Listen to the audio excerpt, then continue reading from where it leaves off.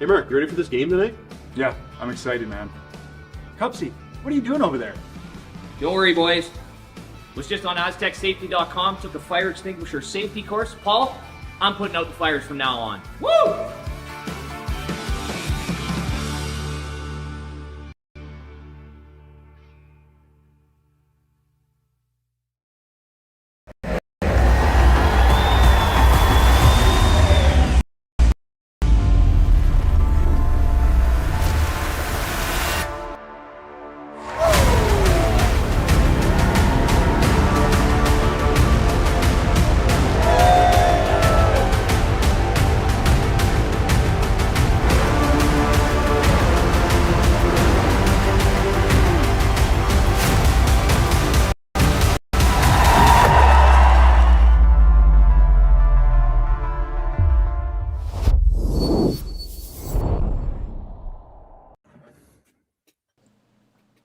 A very pleasant good day, curling fans.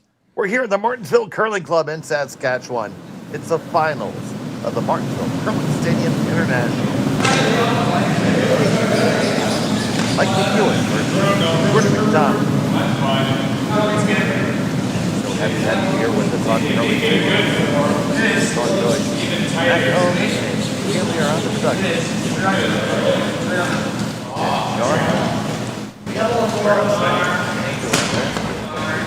Yeah, a couple of extra end games for us already today.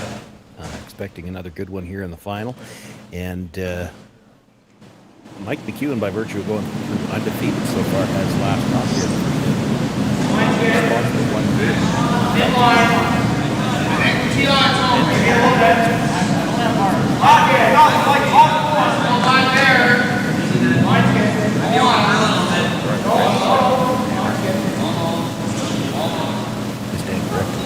Jordan's one loss was to Mike McEwen. They were in the same pool.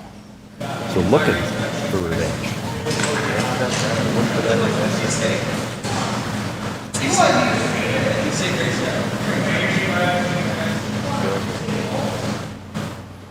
Manitoba native.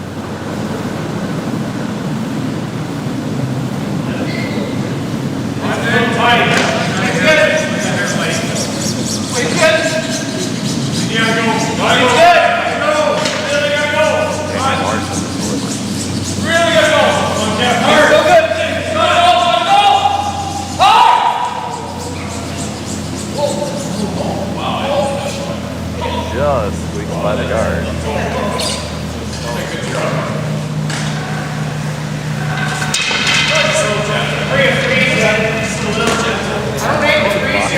Compared to that one, yeah. Expect to see, but here we have the first ever championship final. 14-8.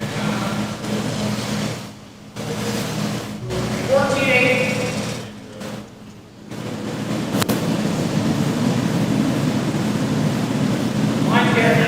Now late. One good. One shorter. One straight. Go all through here. Close in. Just in. Keep going. Keep going. Just out. Trying to draw around the corner freeze here. Run it all.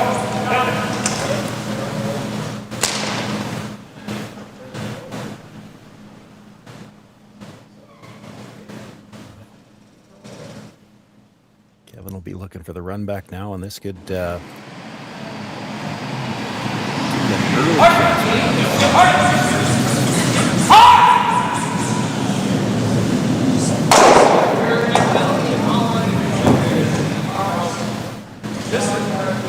Just quite, not quite get in there.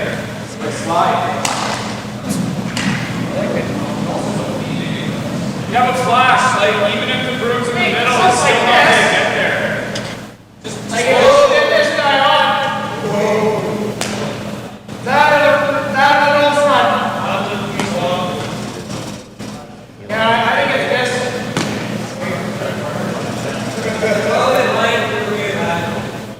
I'm very happy with this setup.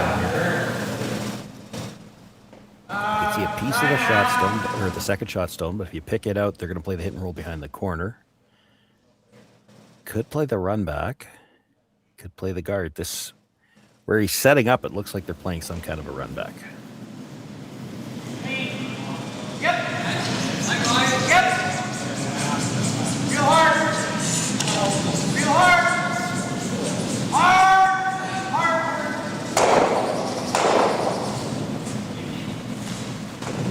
And run it back they do.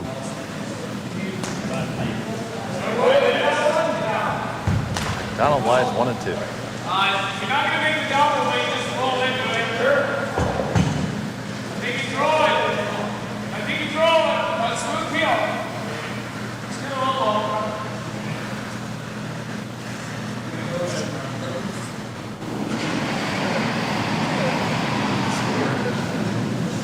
Close. No.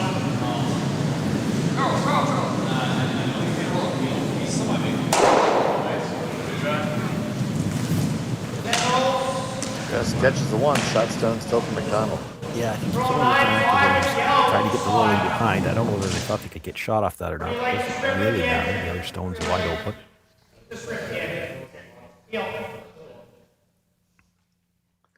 So straight run back here for Gauthier.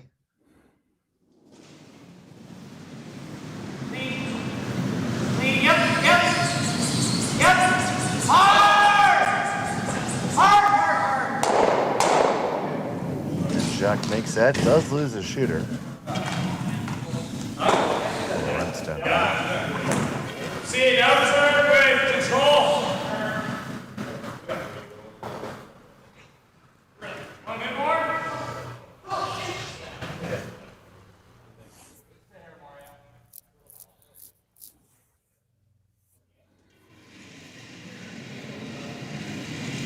Yep. It's good. Yes. It's good. Whoa.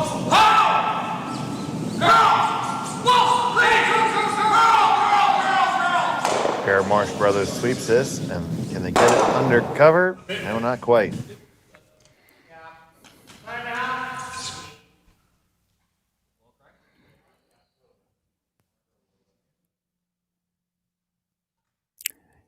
Trying to roll back towards the yellow guard. Don't know for sure if he'll actually want to get dead underneath on this one. You get fully behind cover on the yellow. He might be behind the tee line. Off center enough that you might see McEwen also the draw down to it and see if he can still get his deuce here.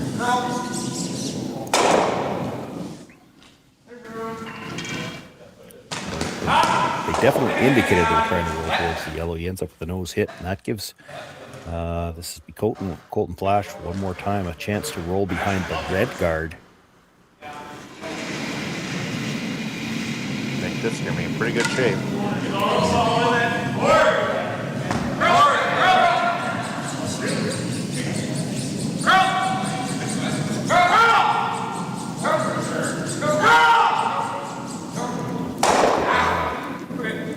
Yep, just dead stuffs it. Yeah, roll all the way across and under the yellow. Now you're in front of the tee line. It's, that 2 exchanges of hits there brings this high enough up in the rings that you can play this with no risk.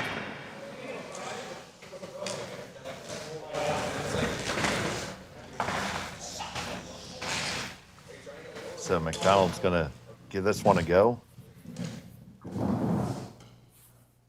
Chip it out, try to get underneath some cover here.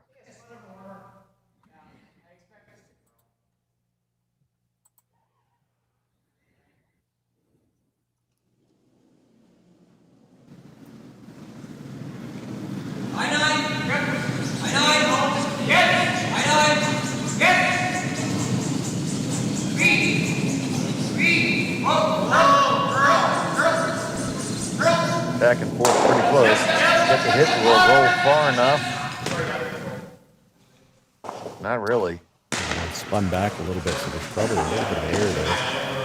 You try to roll behind the yellow one. The problem is then he plays the run back, and if he sticks it, you're forced. It's a long roll to get behind the red. After behind the tee line. Probably give it a go.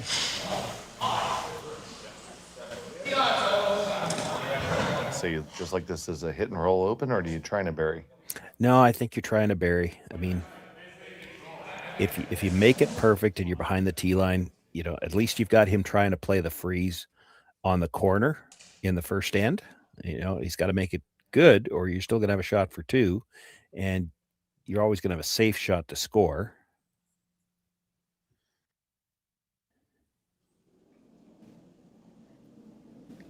So Mike McEwen with his first in the open. Lead up, just. Whoa.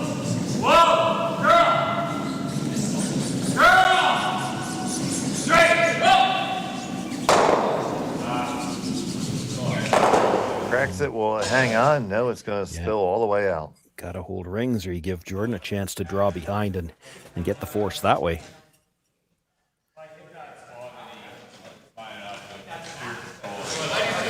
No discussion required here. Yep, that hit the side, Mark. I don't think anybody was sure. Kevin asked Jack. Jack was, I don't know. I wasn't looking. Some sort of weird jam. Yeah, but you can't get him out.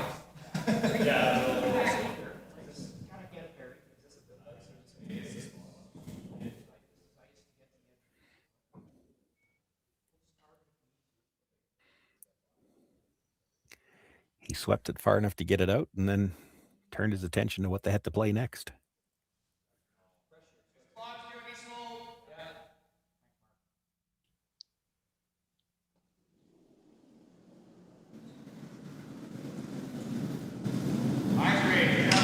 Last stone of the opener for Jordon McDonald.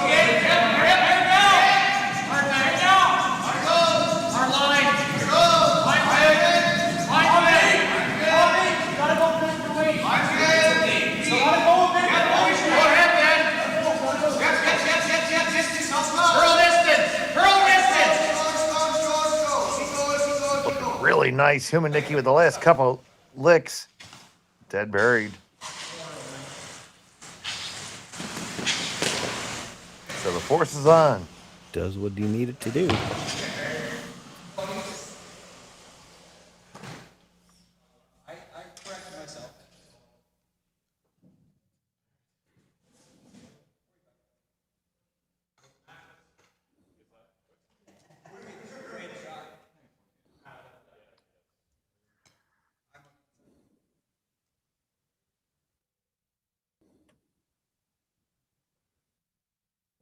So for Mike McEwen, final stone of the first end. Gonna draw for a single.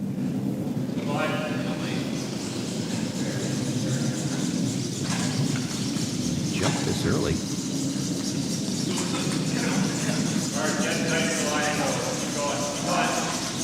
Marsh and Flash. Trying to make sure it gets there. It's curling a lot. Curling a lot. Is it gonna get past the stone? McDonald, no, a steal of one for Jordon McDonald. He takes the early advantage. And that's going to come back. Developed over a decade in collaboration with the finest ice makers this side of the Atlantic, the Pebblehead PB5 is nothing short of a triumph of sophistication and craftsmanship. Weighing less than half its lumbering copper predecessors, yet boasting tenfold their durability, the PB5 delivers perfect, consistent ice, time after time. The PB5 by Pebbleheads.com, the apex of ice-making ingenuity for the roaring game of curling.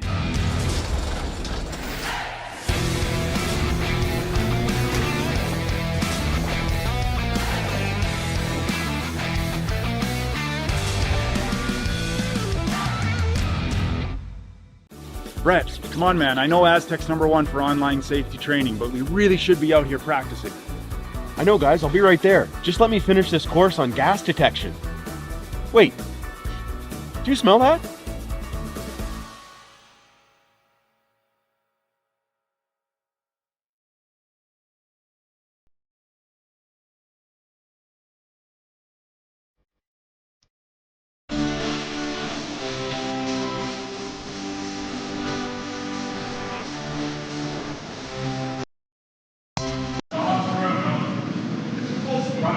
Get the hell out of here.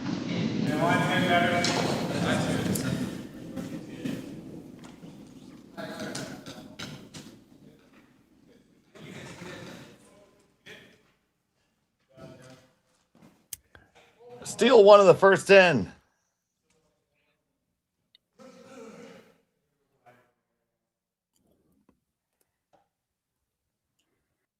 McEwen has the hammer. And number 2 is the finals here in Martensville.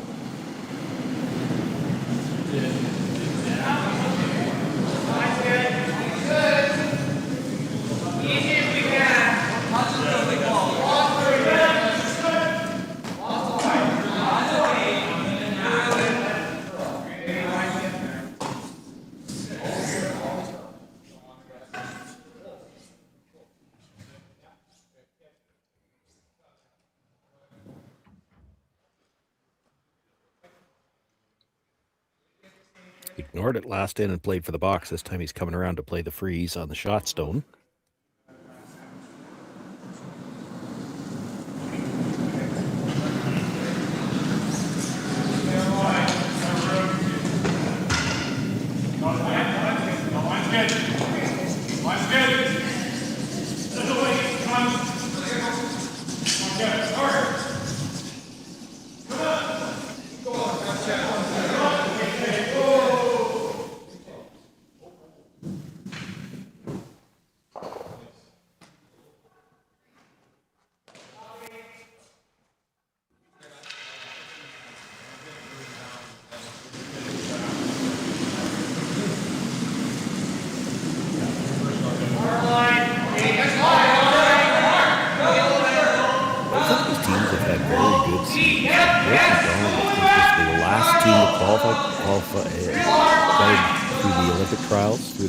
Event, and you know, unfortunately for them, just lost the Manitoba provincial final, so they will not be getting to go to the Brier this year, but certainly a strong future ahead of them. For Mike McEwen, they were one of the teams that, by virtue of their year last year, they already had a spot guaranteed in the Brier this year. They also had a spot in the Olympic trials, finished second in the round robin, and you know, unfortunately for them, probably a little bit of a heartbreak. They lose the semifinal. Didn't have the chance to play for the finals, play for that Olympic spot. Yeah, and then you had to feel especially sorry for Kevin Marsh in the Hacks now, because after they lose that final, he gets back to Saskatoon, and his first game back in Saskatoon on Tuesday night, he's got to play against me. So then he's on a 2-game losing streak. That Oh man, yeah. It's, and to your point, Jordon McDonald has had one heck of a year.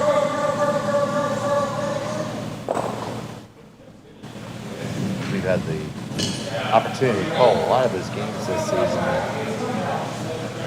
It's no accident that they're playing him.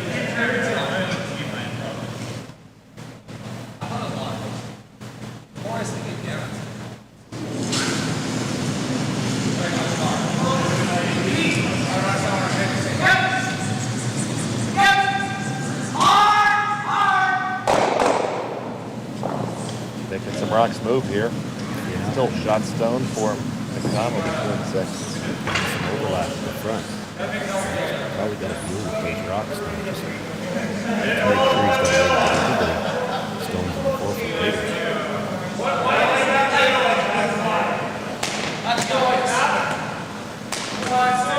you can play from the outside or the inside. Which way do you go? Well, the outside one leaves him a better path onto the redstone. Red yellow in the house. He's got a shot at that later on. You could make the double and I guess you could do it on your side. Pull the double heel and roll to a corner guard. They're talking about. That's the easier double. It's the center line. It doesn't give you as good a look at the red in the house.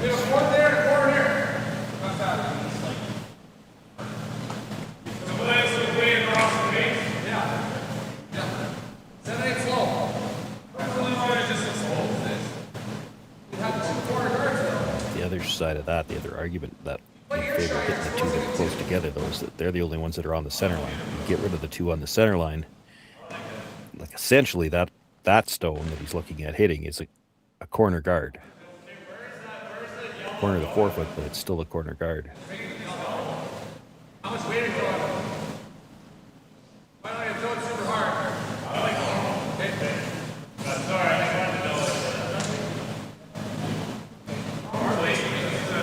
little bit thin to make sure you catch the second one too. You do want to keep the shooter.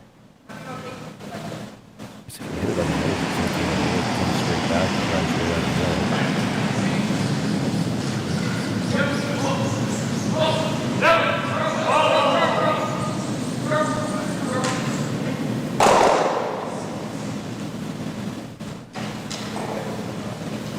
That shuffles the deck some. Yeah, didn't quite lose the corner guard, but pretty close.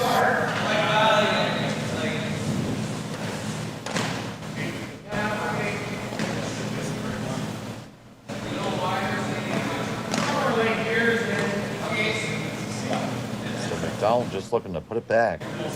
Yeah, and you saw him walk out there and take a look at just how high they want this. He's trying to put this in a spot where the double peel's a little awkward as well.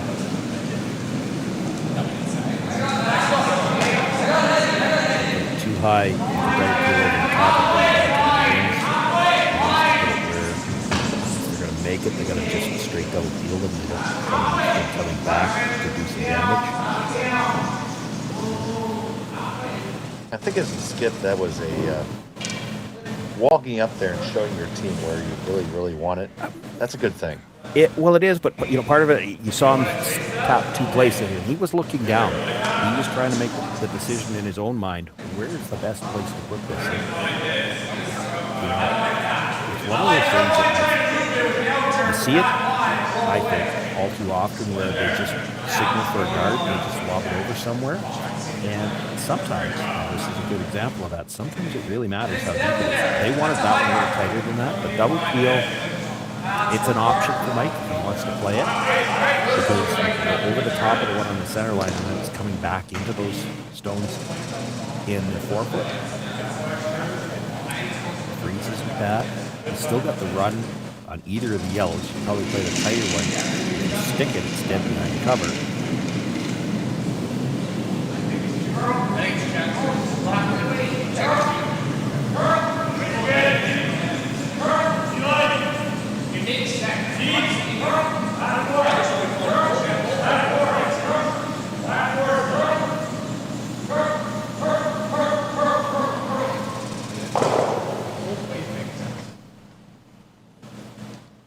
Just enough. Still shot stone for McDonald.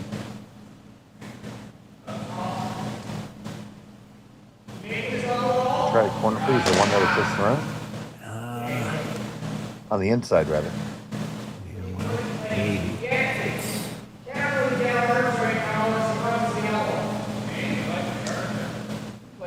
Not much good there for McEwen. That probably didn't quite curl far enough. I don't think if he ever got a chance to hit it, I don't think the red at the top of the floor makes contact with the yellow stone. That's why you have to be a little careful if you're playing any kind of draw or tap here. If the angle's not good now, you don't want to make it better. Oh, the shot for the other guy.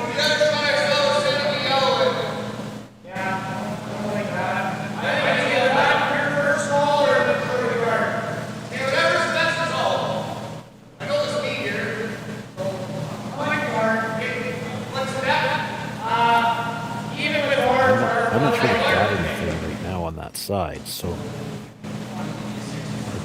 don't think you want to wiggle these at all. Even 12 foot's good.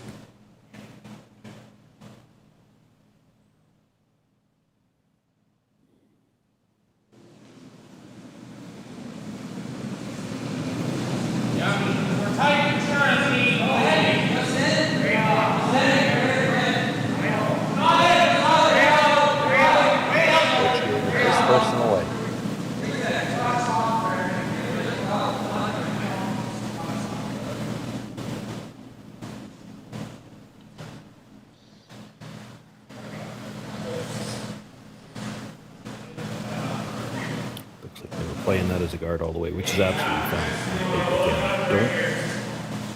It's hard to say for sure from an overhead, but I mean, if it's touching that yellow, it's only just barely touching it if you play red underhead. And right now you can't really see it anyway, so you have to peel guards here. You might. You play back 8 quick way to just chisel it? That's what Cole was looking at. You're basically playing a split. Tap, tap, try to get the red into the button area of the shot. And the critical thing about this is you have to roll the shooter far enough so that there's no in-off on it.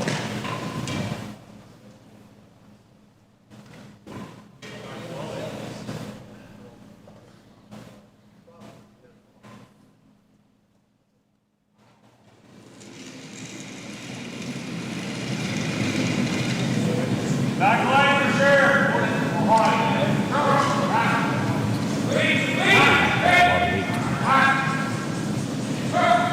Back eight to back line. Back and forth with Marsh Brothers. Make contact, just not enough though. Well, and arguably too much weight. Hit thicker than they were looking for too. It overcurled on them a bit at the end. Lost the line. Got a little bit thinner, your shooter rolls further back, and then of course you don't tap the one as far. This is a good spot. I don't know how Mike scores. He plays the run back and tries to double the yellows and have it spin up and out of there.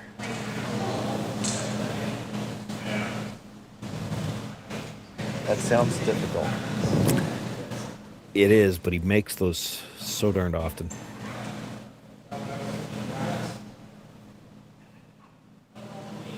I know you surely want to call that for me, buddy.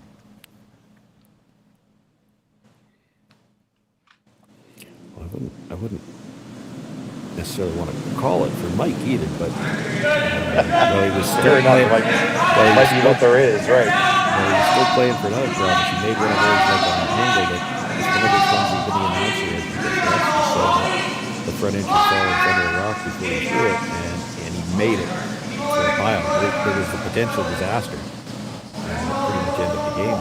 Well, that one's not good enough. Doesn't hurt tremendously, though.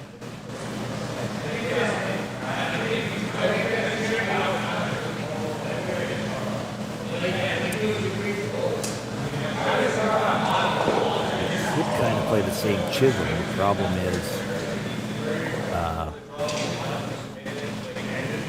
Loop around the outside. well, yeah, that's the thing. The loop is always there. Like that chisel might be there with your last one.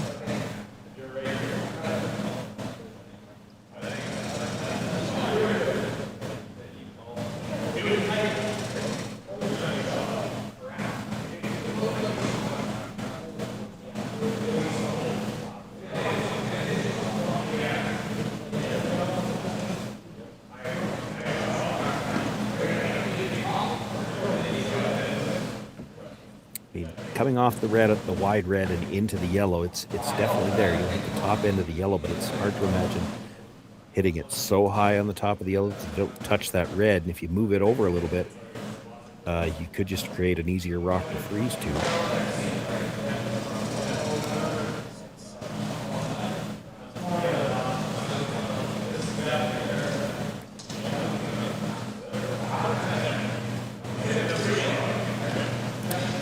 I think the yellow is shot right now, and that might be part of what's playing into this.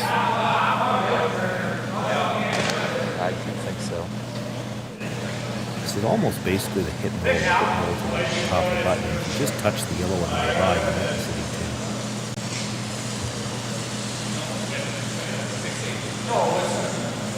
The yellow shot to me. You don't have to touch it very much to be sitting two. I mean, it's possible you could move it out of the 4-foot altogether, and then you might be sitting three with that one at the top of the 8.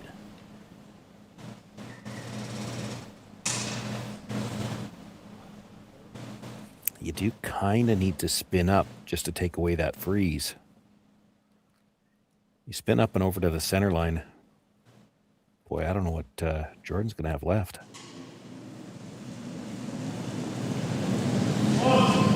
Coming out this some way here.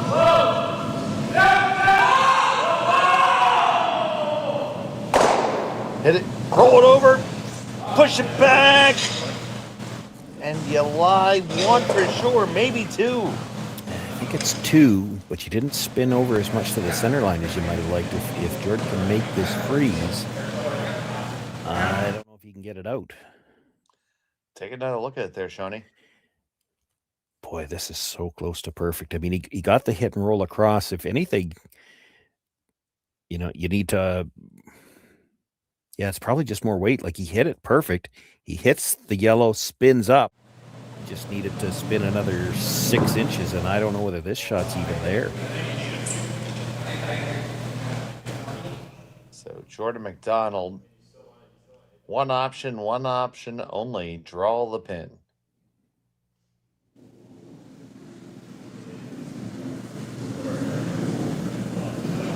Still got it, right?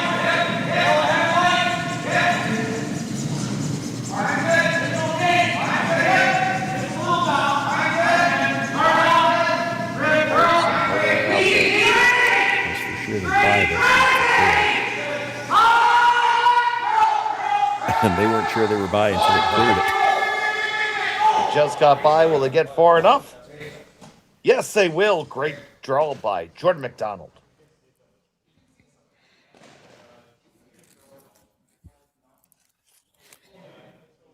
Get the angle in, whether you played as an in-off or a slash, probably an in-off. So you bring your shooter in on the angle into the one on the 8-foot, into the one on the corner of the button. Catch the one that was just thrown. Boy, tough to make this for more than one. I mean, it's possible, but it's really tough. Oh, my goodness. What a shot this would be. You're going to lose the red at the back of the 4-foot if you make the shot. And it's hard to hit this at the right angle to catch both yellows. You could make this shot and still give up one.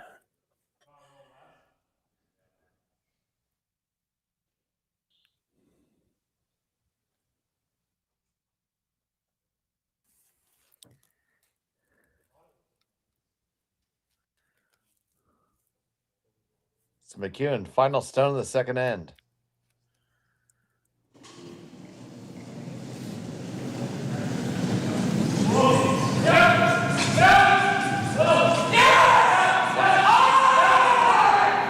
Hold it out there.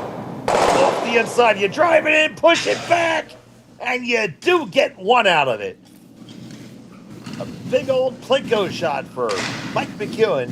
He ties it up after 2. We'll be back from Martensville in just a moment. Who knew after 20 years in real estate I'd have to make silly videos for Instagram and come out behind a tree? Stu, we need to do this stuff. Why can't I just door knock into open houses like I did in the old days? That doesn't work anymore. Okay, so it's because I'm sitting here behind a tree. Come use us for real estate.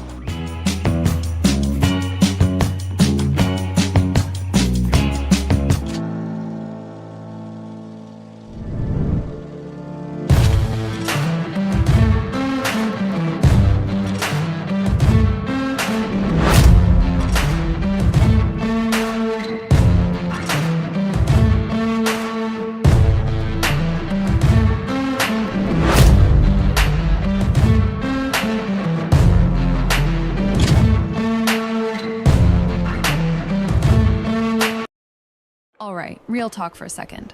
If your snack situation hasn't changed in years, maybe it's time for an upgrade. The Chocolate Lab makes legit chocolate that's worth paying attention to. That's it. Back to whatever you were doing.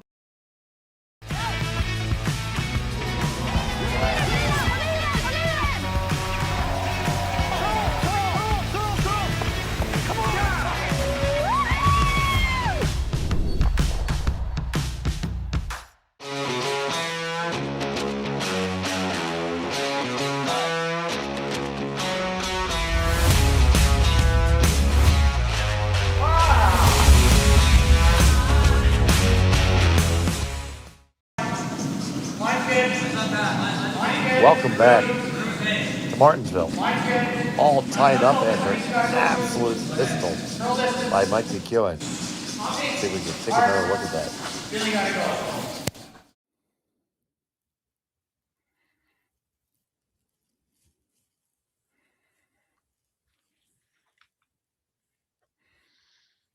On the sweep early. They knew this was very, very thin, and even then there's some question of how they're going to come off. You can see it come across. I don't know that it was ever there for more than one, because as it was, he had the angle to hit the yellow, but he would have had it to get both yellows out because they're both just going forward. Honestly, just come out more weight. Let's put it that way. We need to have a tire trail behind it. Yeah.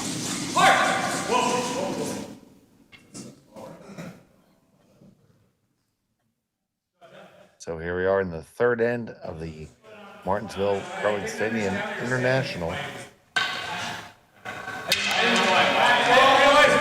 That's on this Sunday. Championship Sunday.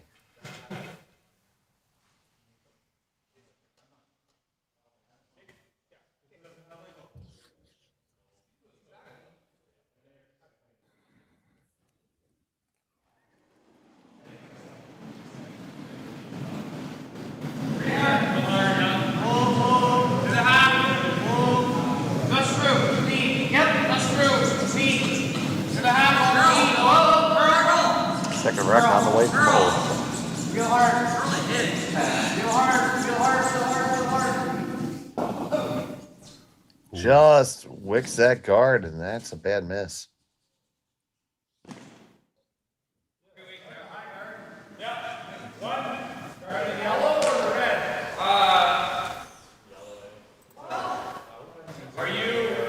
Are you parking directly on this? I think so. Still might split, but it's okay. We have two center guards lined up then. Might split. Just thinking about guarding the red guard. They can't see enough of the yellow one to drive it back onto shot stone. Make them throw some double peels.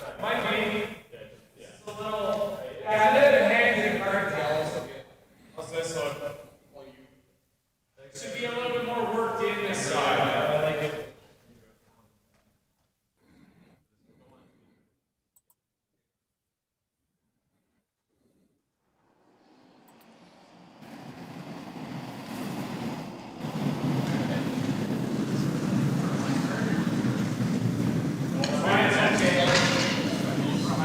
Line's good for high. A little hot. 352. Hour 33. Delivery on the way from Marsh. It's going to be a high guard. Not high enough.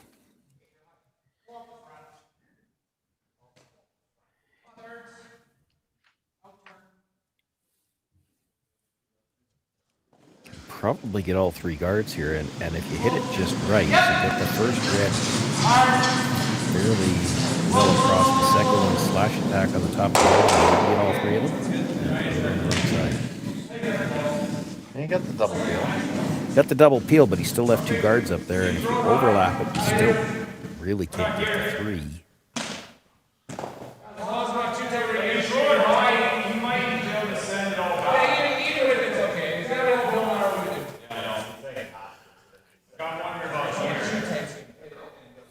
Here, just give him this double peel. Yeah. That's fine. They got a 3 height.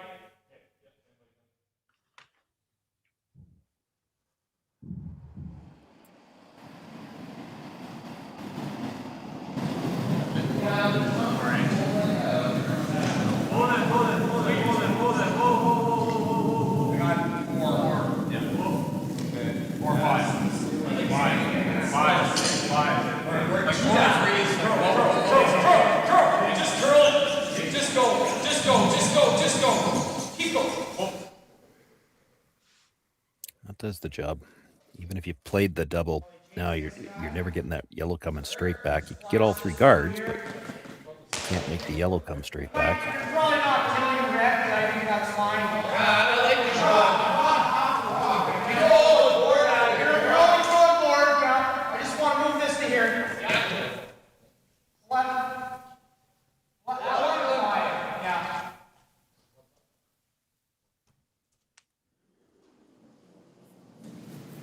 Here There's Humanicki on the Lead. takeout. Lead. High 10. Lead, yep. High 10. Softer, Lead. actually. Didn't High get 10. a couple of yells into the rings, I Okay. think. This wasn't the plan, though. He was trying to get to the red, move the yellow rock further into the rings, and probably get the shooter in as well. He did leave himself a corner, which will likely never be good. I mean, right now, if this was the situation for last rock, he might try running that in for 2.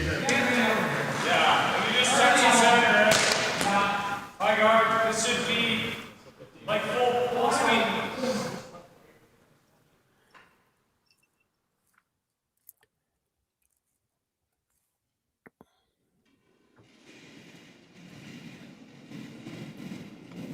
Colton Flash.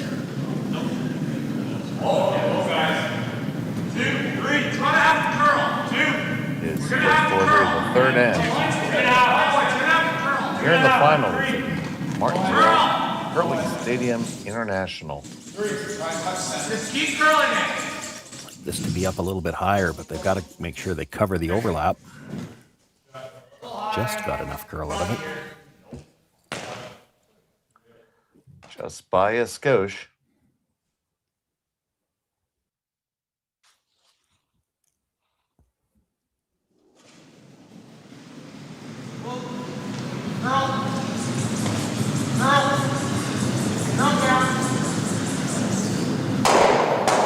Skochki makes contact. Oh, that seemed unlikely. Yeah, to leave it in play like that, but it's it's a good result. He got rid of the overlap at least. Still got a rock to deal with, but now he's a little lighter, but it makes things a little... There's the potential for a deuce, and so Mike has to be a little bit more careful now. The double peel could go back into the shot stone as well.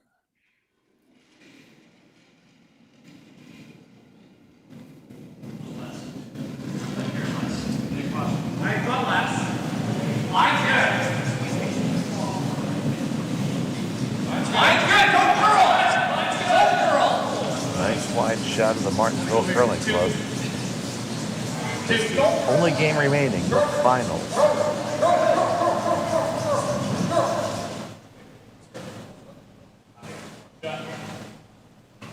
You almost don't have to play the double field here. You could go directly after the tight one, try to run back.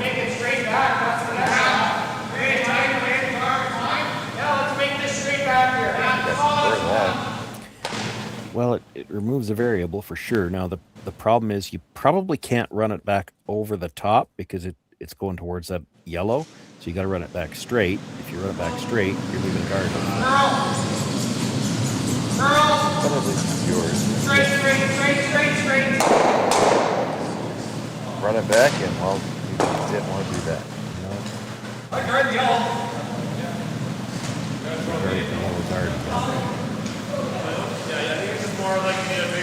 Guard the guard. But just, you want to keep it out there and it'll easily get there.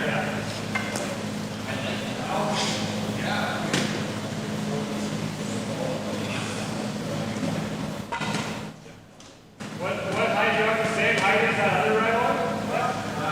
1 to 2. Okay.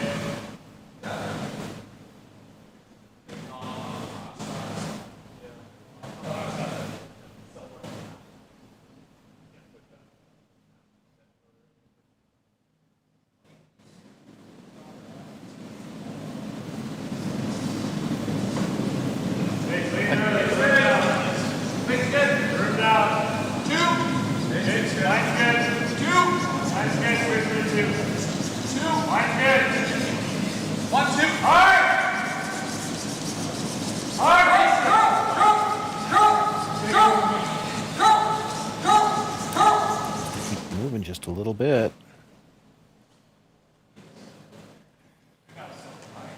Is it good enough, Sean? Well, I mean, it's not without risk, but it's probably there if you wanted to try it. He's gonna play the double field over the top of the yellow and try to get it that way. That pork's there with quiet weight. It's just shot.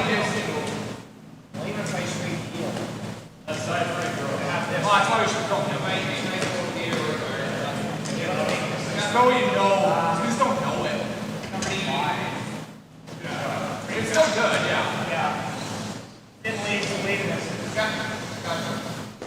This is red across the top of the yellow that's just out in front, and then try to slash it back into that shot stone at the top of the 4-foot. And if you're really greedy, you try to stick it in the rings, and maybe you have a chance for 2 here.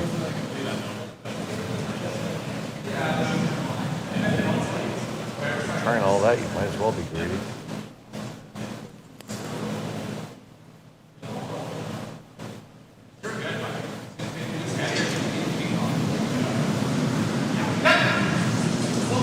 First and 2 on the way from McDonald. Trying to carve it over, make contact, it just goes over the top. Probably whacked that. Attack from McEwen. Hit the open one, you got the force. Play the guard, you're leaving the same attempt if he wants to try it, to try to get 2.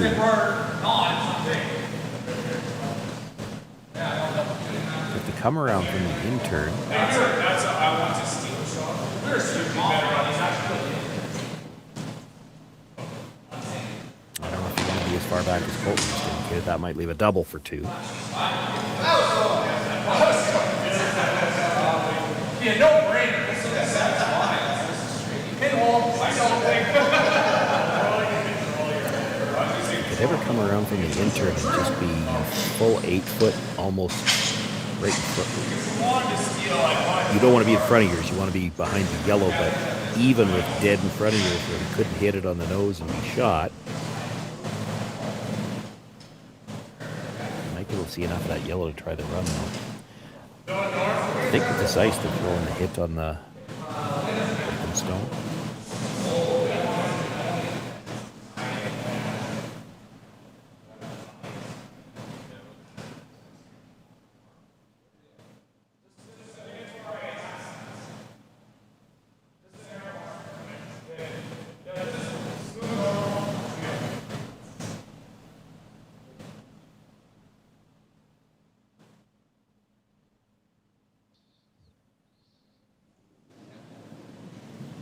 That's the 3rd for McEwen.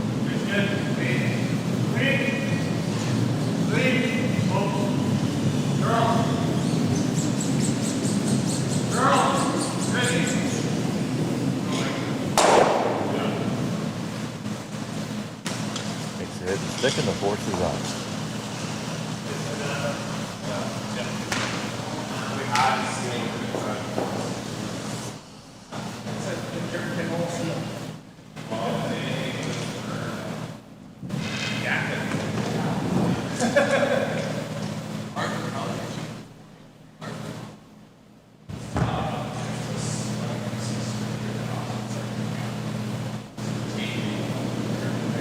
Jordon McDonald, bottom stone.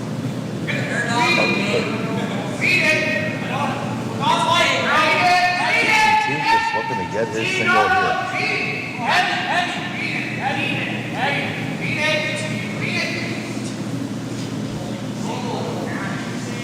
Looks pretty good, is pretty good. Put one on the board for yellow. We'll have the hammer in the 4th end when we return on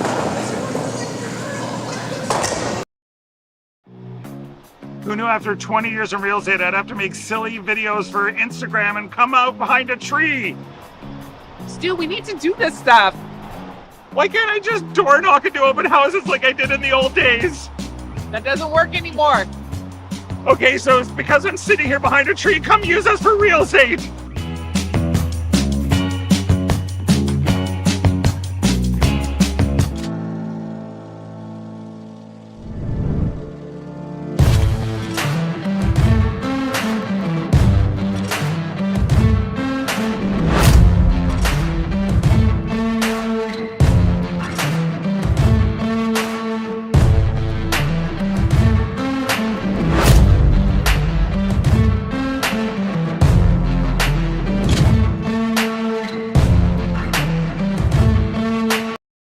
All right, real talk for a second. If your snack situation hasn't changed in years, maybe it's time for an upgrade. The Chocolate Lab makes legit chocolate that's worth paying attention to. That's it. Back to whatever you were doing.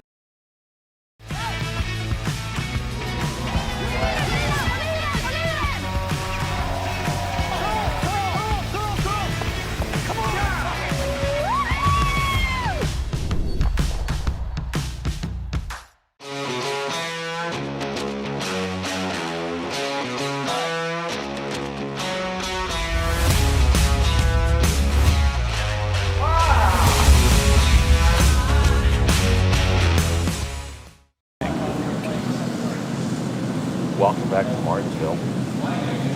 We're trading paper cuts here. Now it's McEwen's turn. He has the right here.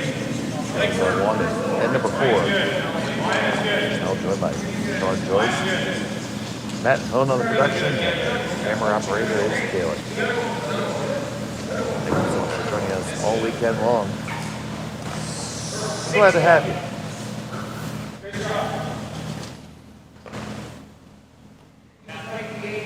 Somebody will be glad to get a deuce if they're good.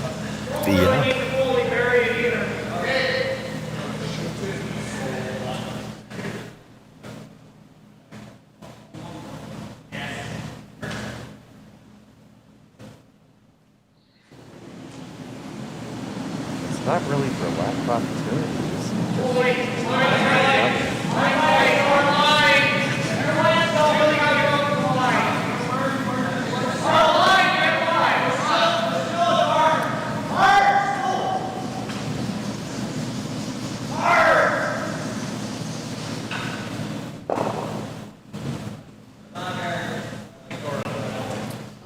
There might be another opportunity. The Blackhawks got the chance to get in first and underneath one of their own.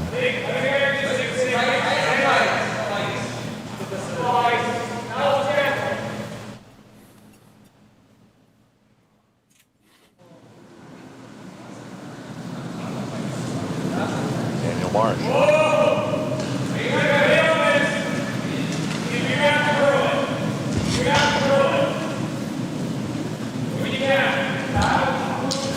Way out there. I don't remember seeing a rock out that wide in the entire event so far.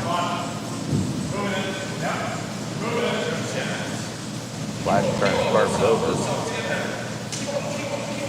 Can't get over a good ways. Get a depth under at least. Probably a little more than that, and here's the thing. This is still just the 5th. You can look at that run back all you want. You can't play it yet. Kill the guard, it goes back. This is the 5th stone of the end.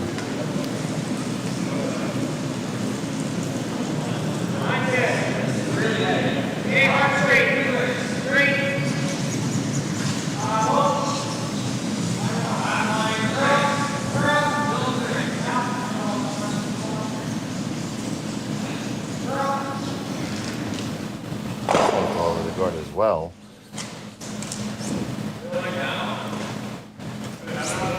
It's not the line, it's the weight they're struggling with. But it's also been a bit of a challenge so far here in this final.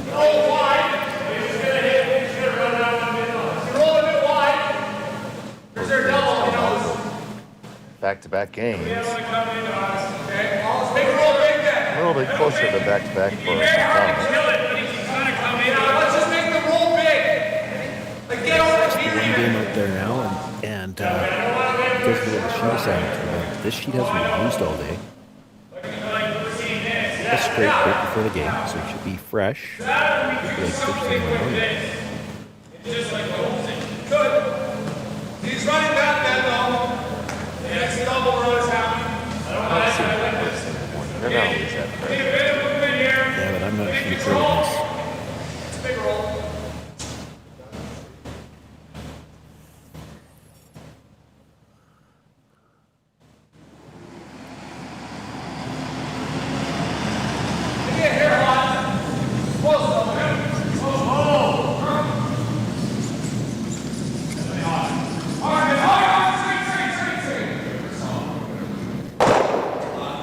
On the outside, that is me. Team McEwen lies too.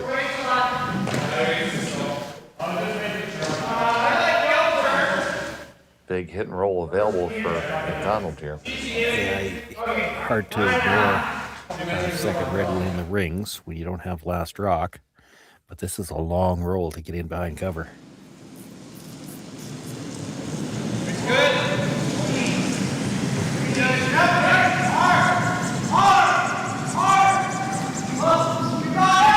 Olsen working this one pretty hard.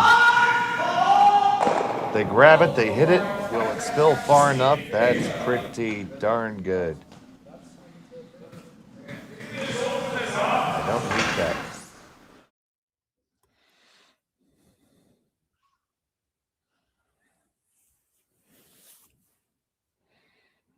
Yeah, the beauty of this for the McDonald team, he gets the roll, comes all the way across, and not just underneath the first of the yellow guards, he gets right under the center guard. So really, because of where the guards are, for the team to try any kind of peel, he's probably got to play the double peel.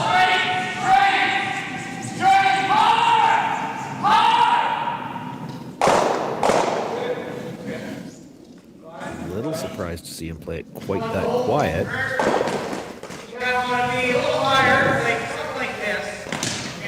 Guess he wanted to keep the shooter around. So the stone's still there for McDonald. He's It's you throw guard one things more up again. Sorry, Dave. If you throw one more center, you're in the same boat. You're still needing a double peel. You get the double peel, there's a chance it's coming back. It's starting the button.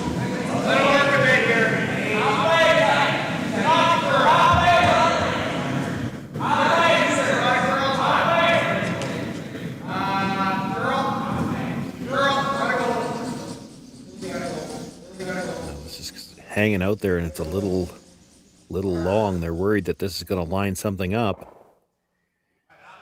Oh, I think it did. But it drags enough if you want to go after it, or you could just play the court, play the roll behind.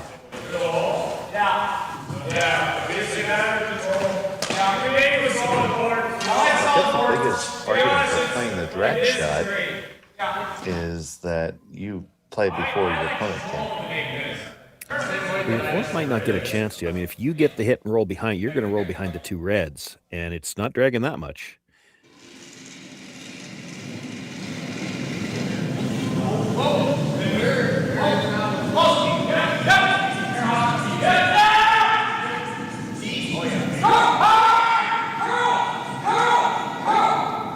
Through the port it goes. They went to plan B at the end.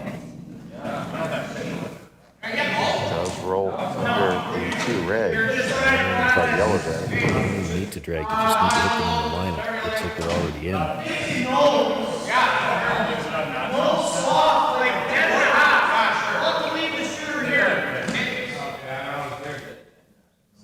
Maybe a nose hit, get a little bit of a drag just so that it rolls back towards the center line a hair.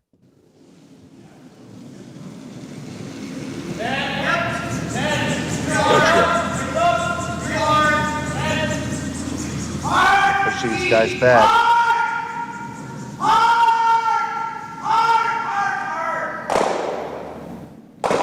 Makes contact, sends it back, and there you go.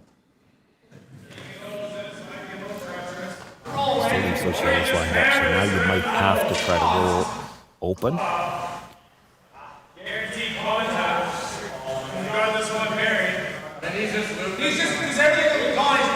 Thinking about the run as well, which could work. It looks like the yellow, the run back stone would go underneath and it's sitting there. Might be looking at a draw too, thinking he's got two ways to get at that yellow right now, and they can't take both of them away. You got the run back, or you can get to it directly on the open path right now.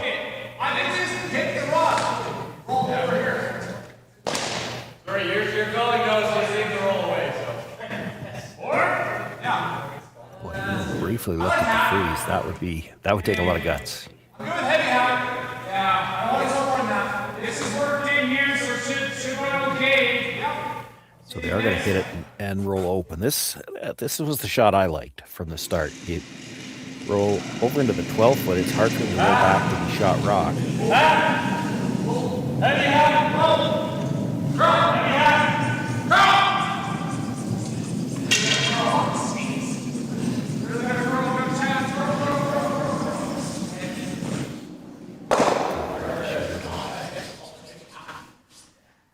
That's been a Shooter struggle will- today too. Shooter goes away and didn't clear the rock you're trying to kill either. Well, you're still buried. Shot rock, corner of the 4-foot.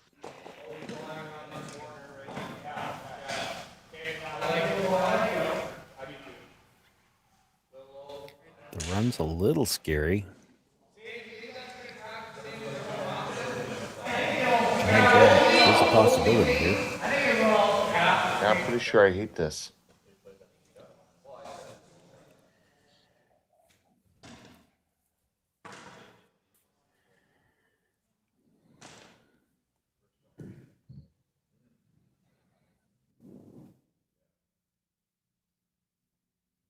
Well, and the other thing about this too, playing this as a run, if you're a little thin on the first one, you're coming across and you're actually going to disturb the angle on the two yellows that you like. So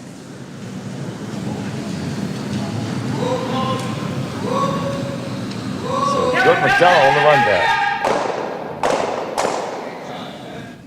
He makes it and they clear it. Good jam, but still able to get both of them out.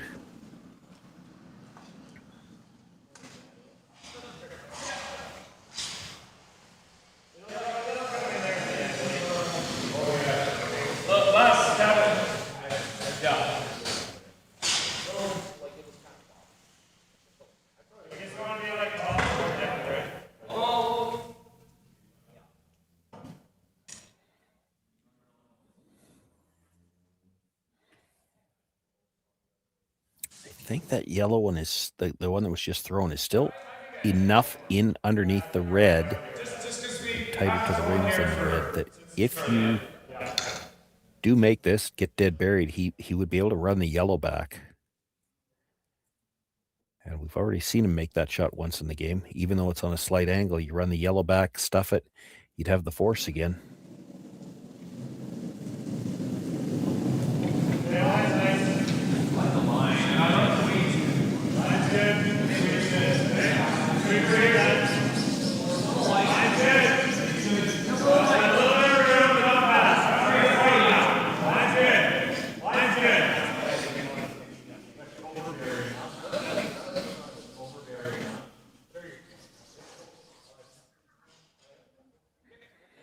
And they get there just about the top four.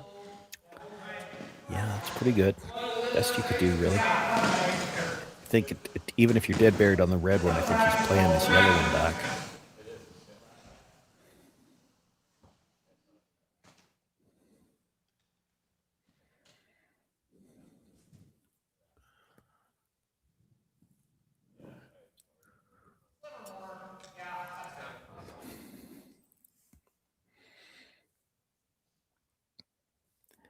It's not quite dead straight back, so it's, it's a little tricky to stick it in behind cover.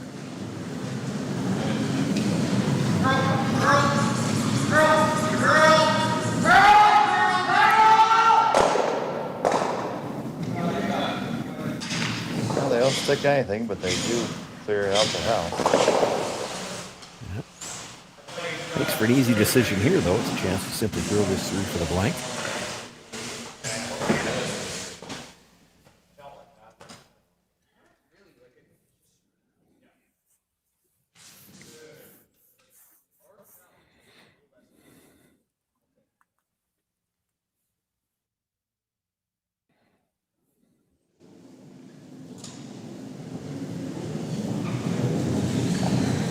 So the fourth just shipping this one through. Blank goes in the books. Halfway through this final, 2-1 in favor of McDonald. McEwen has a hammer in the fifth when we come back to Martensville.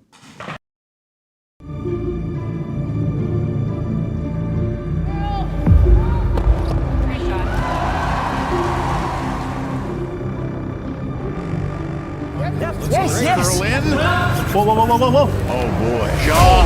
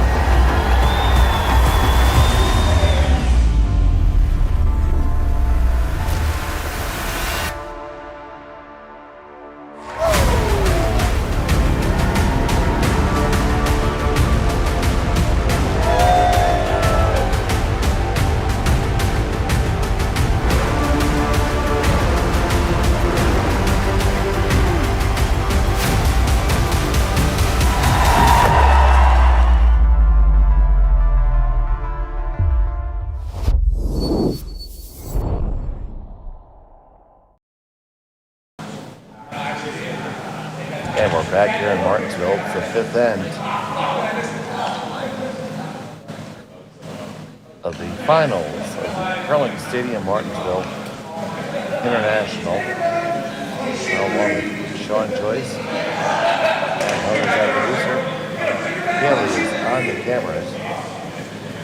Look at the assembled masses here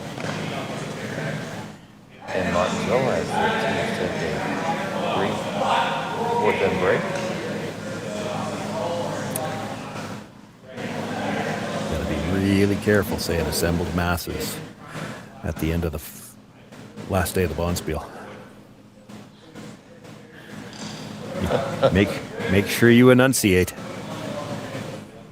I pulled it off, buddy, but I'm not trying it again.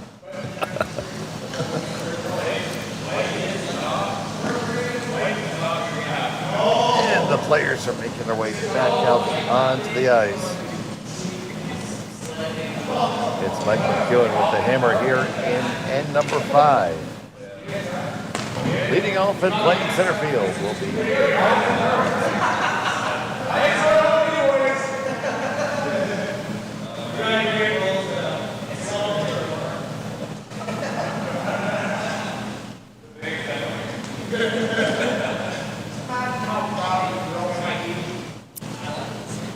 The game is tight. You have to really think of, and again, both of these teams, we talked about all season, probably talked about it last season too. They're very conscious of odd versus even end, and it's going to affect the strategy calls here in these last 4 ends very much.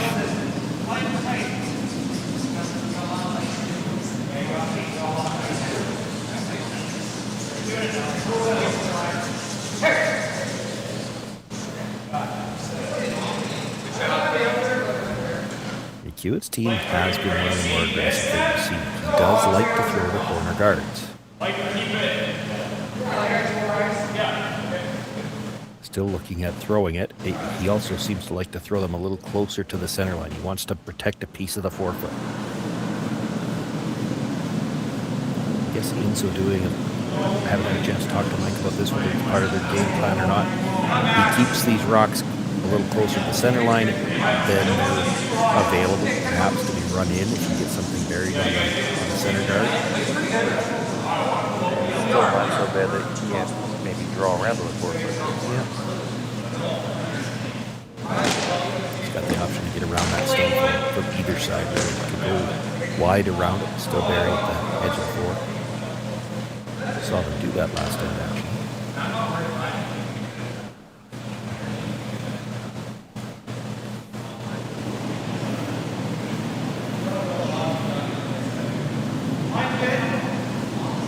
Hesitated for a moment before he threw the corner. Still going to try to score his 2. He thought about it. He could just come around the center, try to play this through for a blank, and get 2 hammers to 1. But we talked about this in the semifinal. We had Jordon McDonald in the semifinal again. A tight game where deuces are a little bit hard to come by. Maybe take your deuce wherever you can get it. Doesn't matter whether it's the odd end or the even end. If you can get the lead, maybe feel better about trying to hold the lead than having to get a deuce somewhere late in the game. Yeah, just score 2 when he can. Yeah.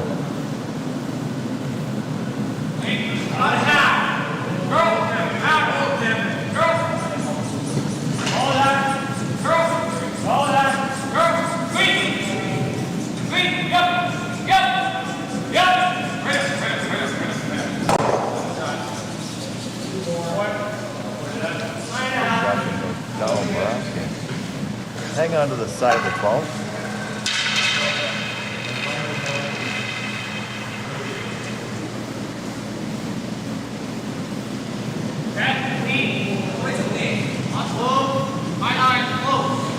Wasting no time to dispatch this one.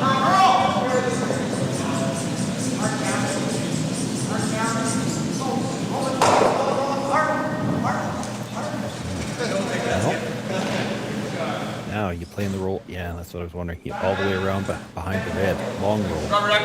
Doesn't want to stay behind the red. Down pretty straight. Big board. Big old roll. Seen too many runbacks already this game to want to roll behind the other guy's guard. You want to get all the way over across behind your own. So here's Marsh.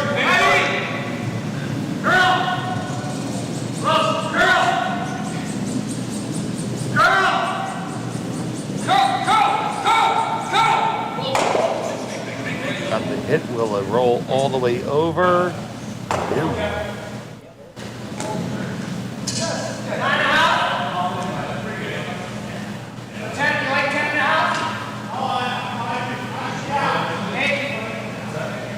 It is smack dab in the middle.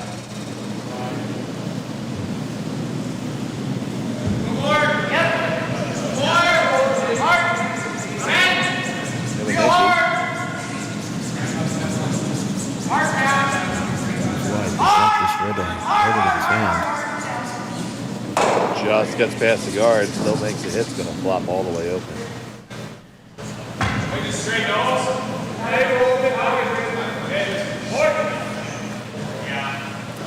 Can't really play for the roll behind now. If you do, you'll be well behind the T line. So they're looking to nose hit it. They'll probably try to nose hit this one, hope that McDonald nose hit again, and then you'll be up. Might be able to make it across after that. Still in front of the T line.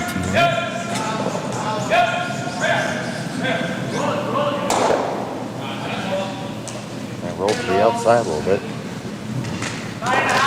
That's all right, because now, you know, if McDonald was to roll back behind cover, he'd be behind the T line. I don't think he's going to try to do that yet either.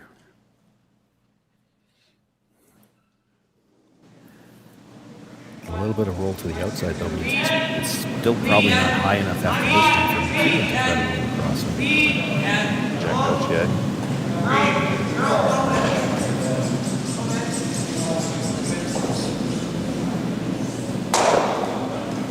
Hit and stick right there. McEwen probably needs another nose hit. And then McDonald might try it. I think it's high enough that he can roll behind the yellow after that and still be in front of the T line.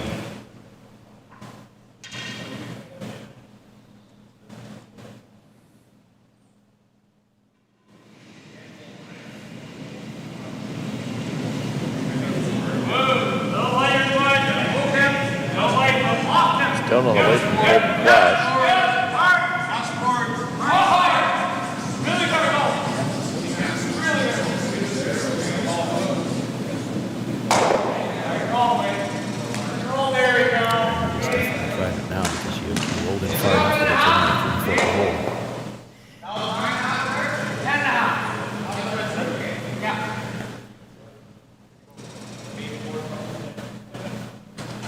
Hit and roll is never the easiest shot. It's never the easiest, but when you can throw them where you're only trying to roll, 2-3 feet, they can bring the weight down and bring the sweepers into it a little bit more. Anytime you got to roll 5, 6, 7, 8 feet, hard to do that with bumpy weight. The sweepers can't have much of an effect. Not going to have any there. That's the opportunity. And now it's up high enough. Mike could try to roll all the way behind the red again.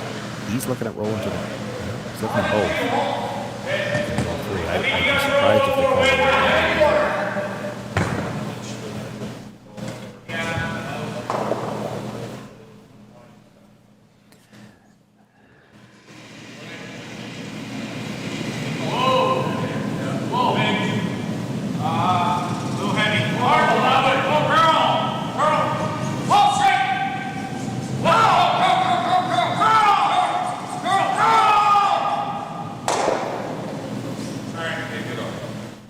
Definitely didn't roll in there, Sean. No, that was one of the options they discussed, though, and it's not horrible because now you're at least in line for a potential blank. And if Jordan ever rolls out here, you could always try to come around something and get your dues.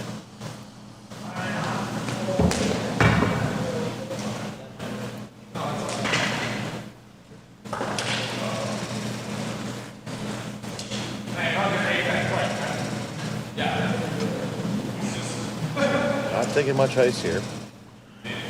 No. Both teams have thrown a few hits out here already. They know they can hold this line pretty straight.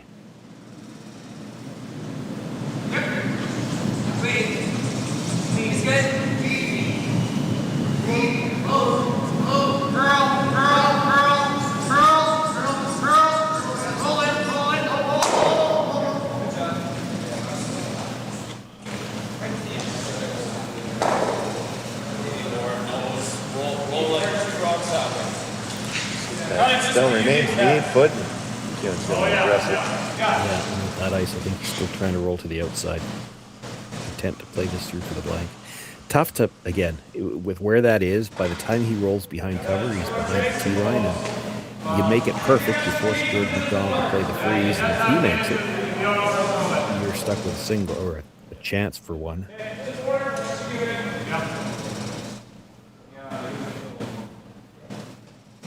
You take the blank here. You got the hammer in 6, 2 hammers to 1. All the cliches you hear everybody talk about.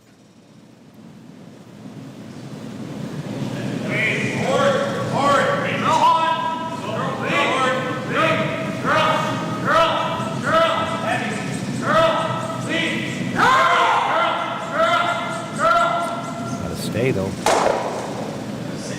Good stay. Just does.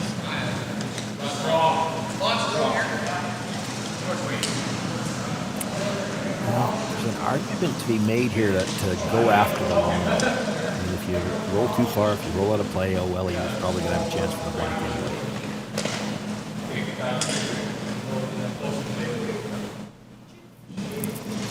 Coach Jay looking at both rolls. We already saw once it was McEwen's team. Ended up getting the one in between, which seems to be the way it always works out.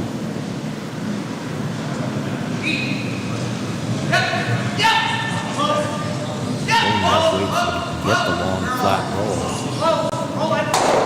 Coming contact. It's rolling. It did not roll far enough. Ninth attempt will be on the way. I appreciate your confidence in me, but I don't think I was getting too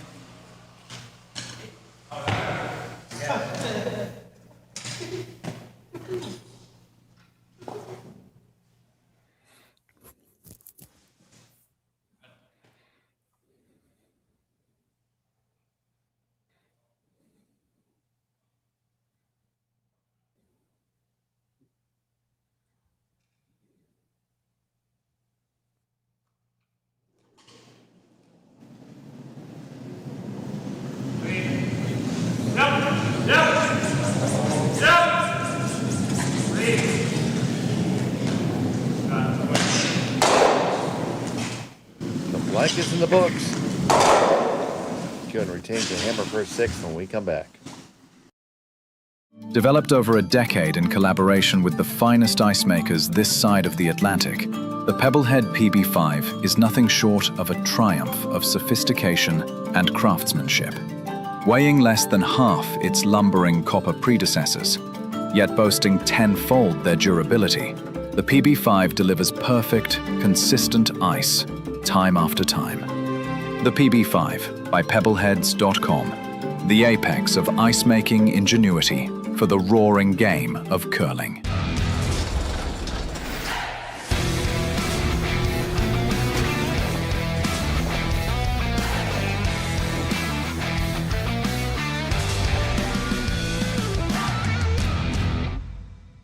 Brett, come on, man. I know Aztec's #1 for online safety training, but we really should be out here practicing. I know, guys. I'll be right there. Just let me finish this course on gas detection. Wait. Do you smell that?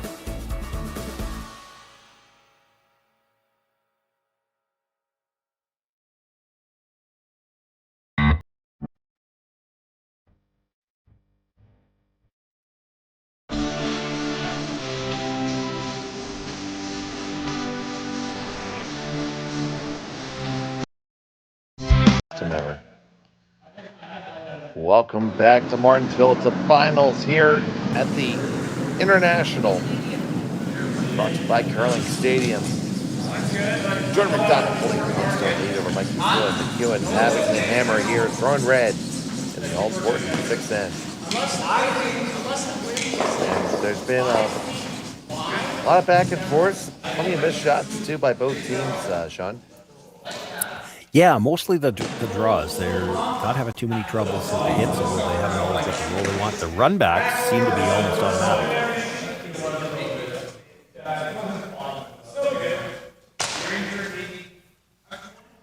Which is one of the reasons it's been so hard to get any points generated on the scoreboard. You get something buried and they just run the guard back, and now your rock's gone.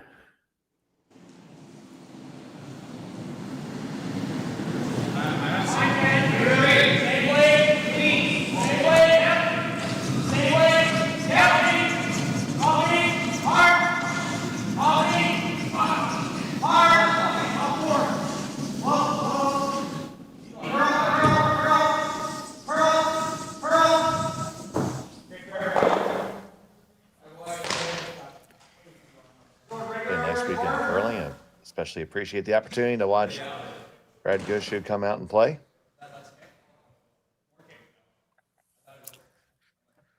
This is interesting, and it's a 1-point game, and McDonald, no attempt to even throw center guard. He's bringing both rocks into the rings. McEwen through 2 quarters. This is the kind of game plan you see when you see teams over half the score. Half the score.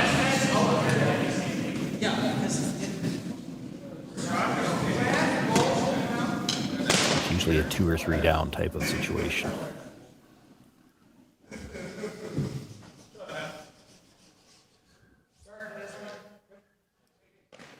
You throw the guard now to force him to deal with 3 rocks in the middle at some point in time. But yeah, you don't, it's just the way this game has been played. Like, both teams feeling it's that close. You normally wouldn't see a game, you wouldn't see an end like this set up like this. Other than a 2 or 3 point lead. This is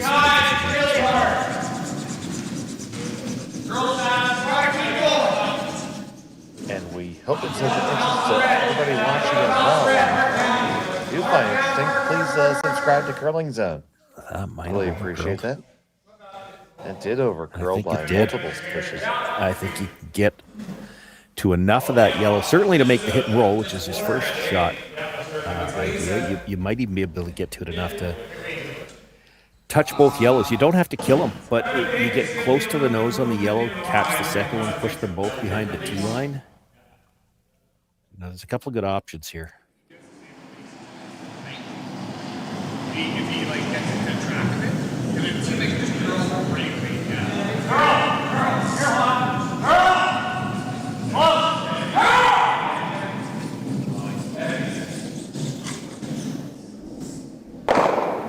Well, they're going to get the hit, but the roll is going to roll.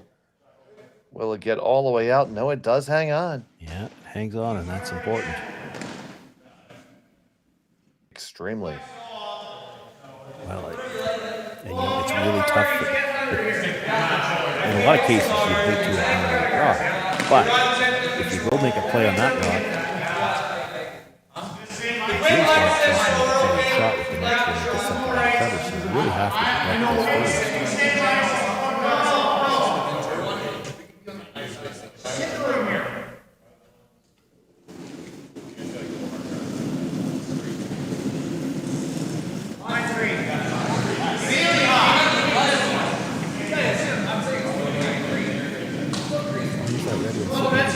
But it's got the potential to end up on the scoreboard as the second point here this inning. This might overgirl again.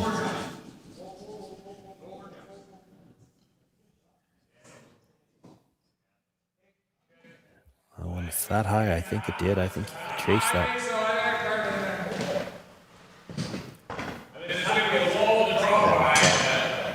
15 feet of distance there.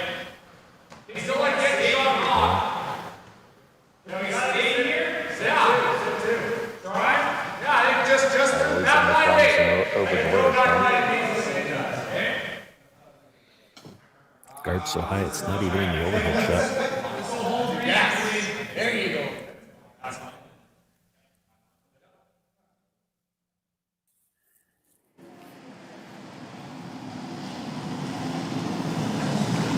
No light. Pretty close. Hard. Yep. Hard. Golden flash is ready. As soon as they're sure they're by, they'll switch. They're not going to get by. No, they did not. They might get another one in the rings, though. Oh, that'd be a heck of a bonus and really sneaky. Oh, there it is. That is on all day. It's the same problem for McDonald. Again, it's hard to ignore all these red stones, but if you make a play on either of the reds, and he's going to make a play on the second shot rock, then McEwen's going to get a chance to make a play on shot rock. But with two reds in, you really can't ignore them both. So Jacko J.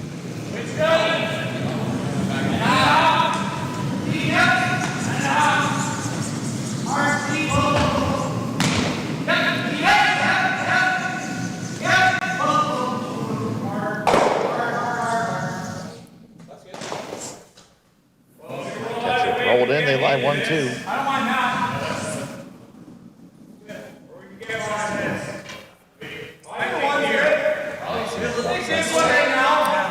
Well, I mean, either shot's good. You roll deep to the other yellow stone around the corner. You're going to try to get. You're trying to convince Jordon McDonald to chase to the corner. If you're playing the whole end chase to the corner, you're pretty comfortable.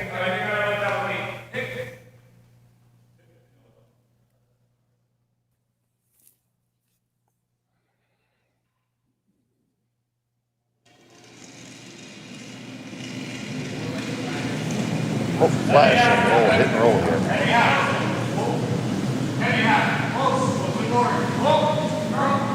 A pair of Marshes on the sweep.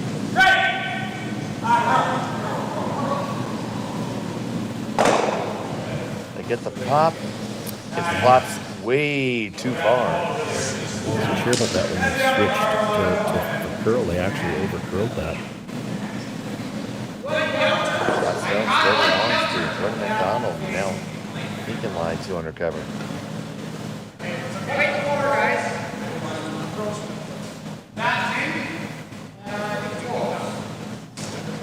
Game of inches, Sean. Game of inches.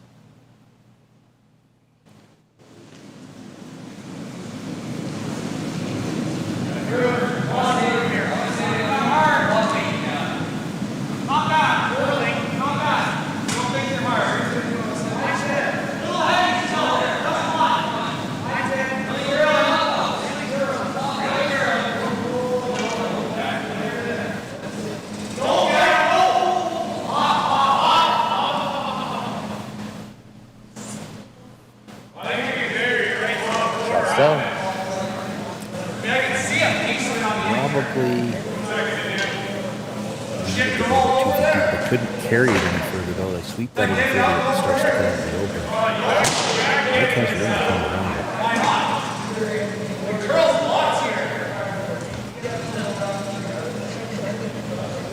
I can see just a centimeter of it. You're trying to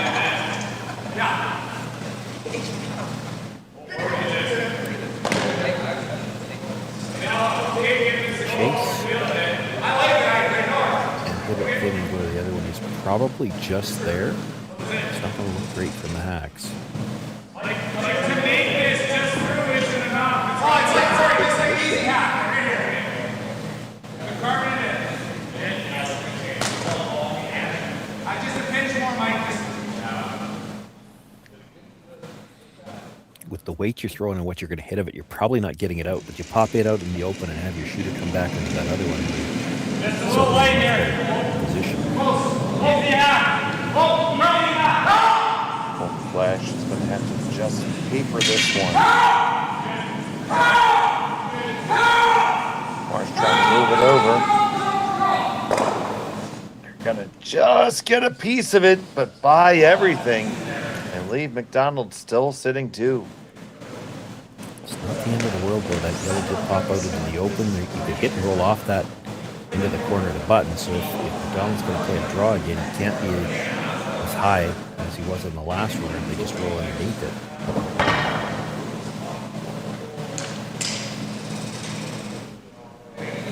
6 to play here in the finals. McEwen trailing by 1. The hammer.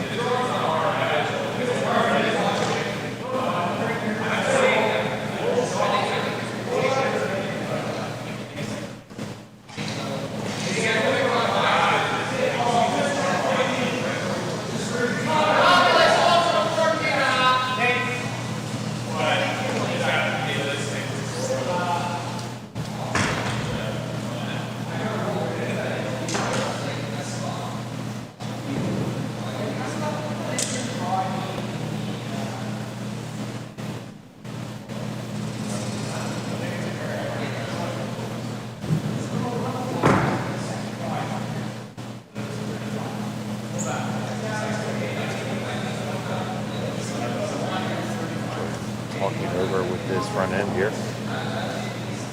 Yeah, positioning on this stone is key.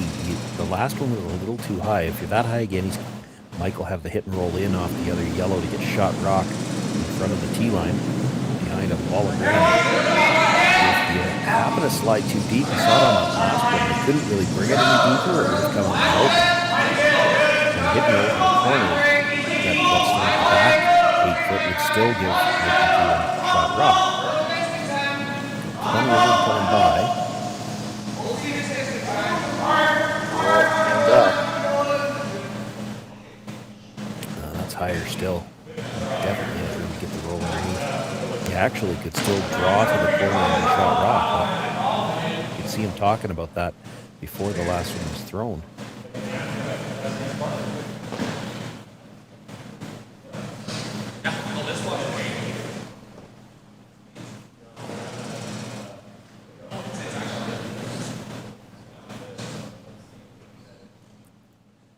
Yeah, you do that now, it gives you the benefit of having the intern left for your last.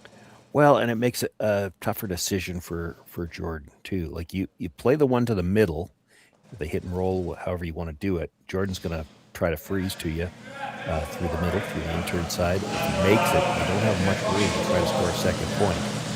You make this come around. You've still got the hit and roll to the 4 foot if you need it. You got the intern draw. And hard to say what Jordan does to try to cut it down. Like he's trying to get this front 8 foot buried. He might try another run back, but there's a lot of yellows that something could jam on.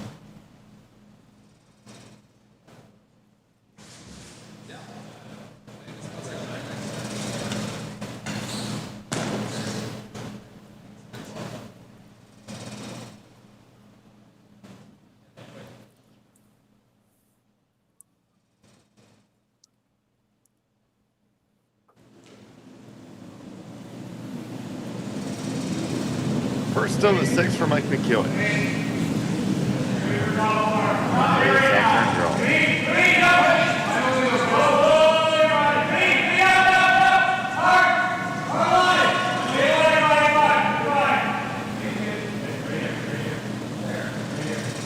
It's past the guard.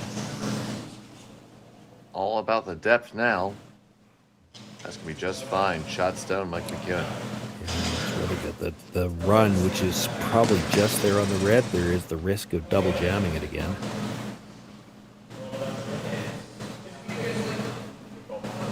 Just try out, draw it. Well, you could, but then where? You could actually play the hit and roll off the yellow. You could try to corner freeze to it. If you just straight draw around the middle, there'll probably be a double off the yellow on the side.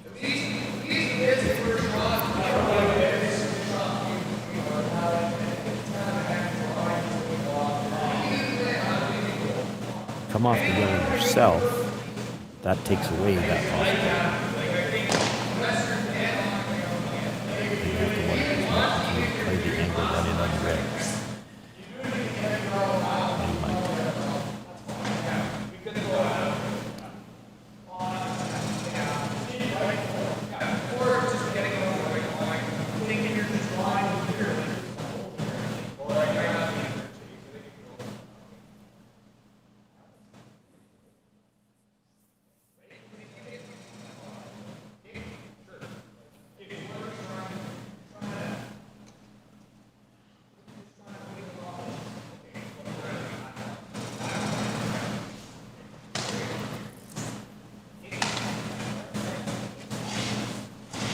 Going to play in off the yellow. So I'm throwing a lot of weight here. This is just a heavy draw, basically.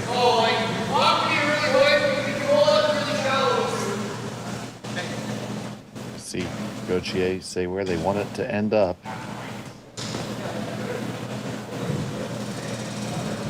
Important shot here.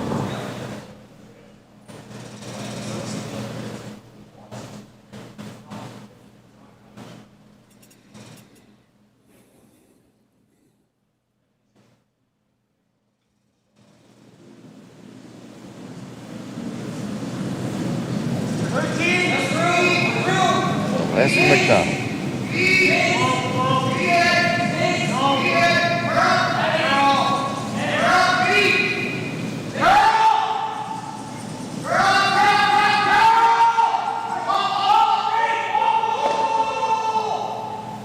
flips it and rolls over right to the edge of the 4-foot. Fantastic execution.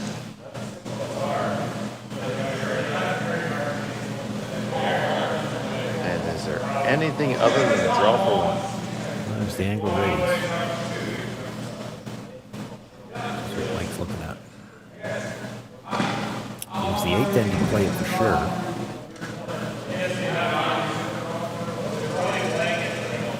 I think in the 6th, trailing by 1, he had to score here.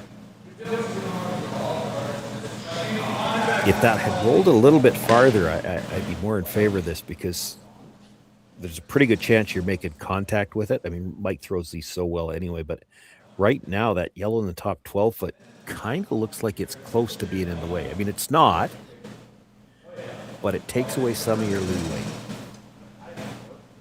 Maybe it doesn't. Maybe anything that would have touched that yellow isn't touching the rock anyway. I think there is enough right past the top one. It's just, that's a lot of distance. Well, there's plenty of room by the top, but the piece isn't bad either. Like it's close to half a rock. You make contact with the one on the 4-foot at all, you're getting 1. If you stick it, you're getting 2. He doesn't have to whip it, so you can bring your sweepers into it. He's so good at these. I knew he'd look at it. The 8th end you play it for sure. He's going to try it here in the 6th.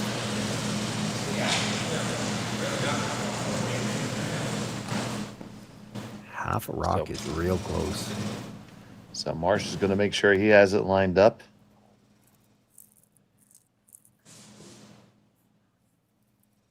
Here we go. Might be a sliver on the thin side of a half.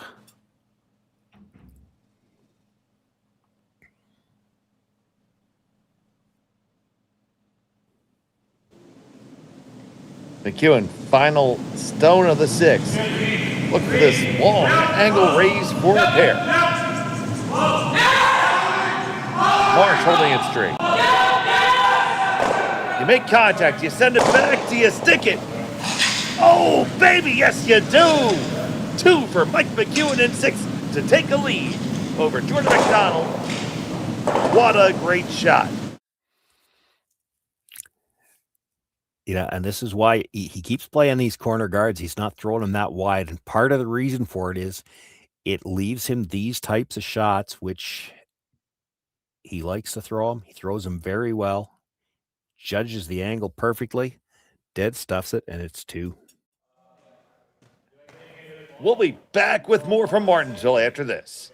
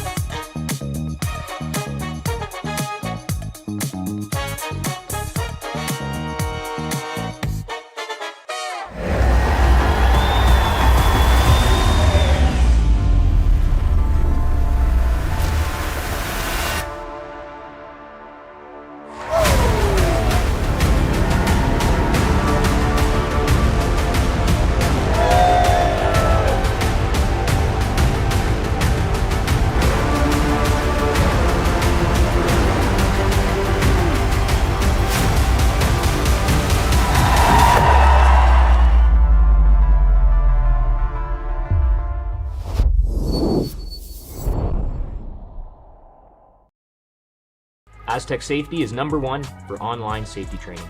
Aztec Safety is the proud sponsor of the Aztec Safety Challenge, the #1 event on the World Curling Tour. And Aztec Safety has been a proud sponsor of Team Jacobs on our quest to represent Canada at the Olympic Games.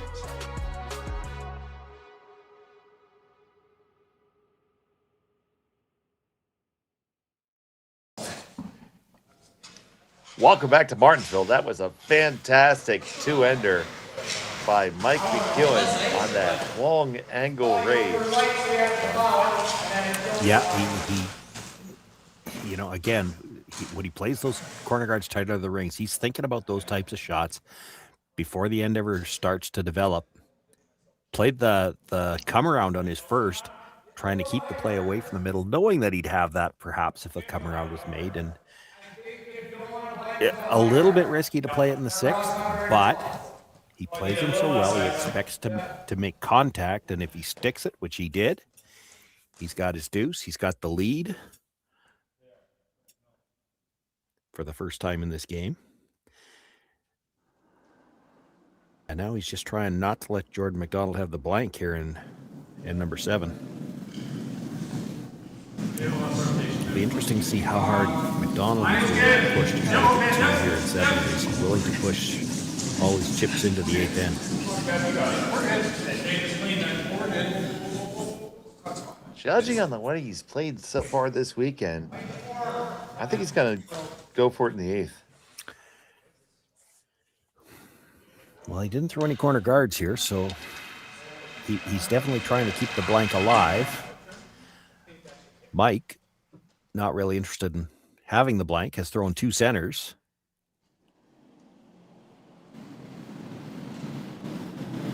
Far better man than me.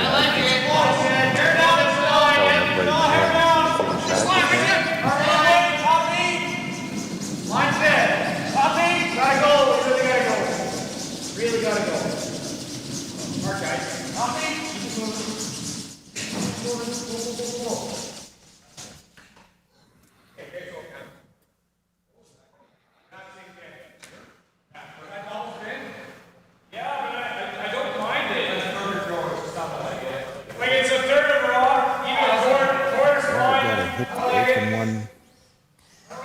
Just a sliver of a roll into the guard, just to leave an angle onto the yellow that's in the 8-foot. Well, he's talking about the double, too. You could blast.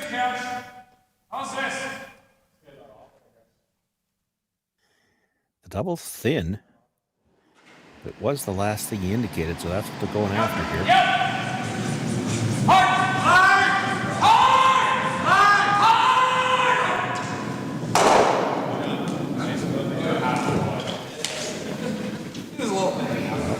Jordan's choice now. He wants to push this to the last end. He can play the double deal now. He's content to come around.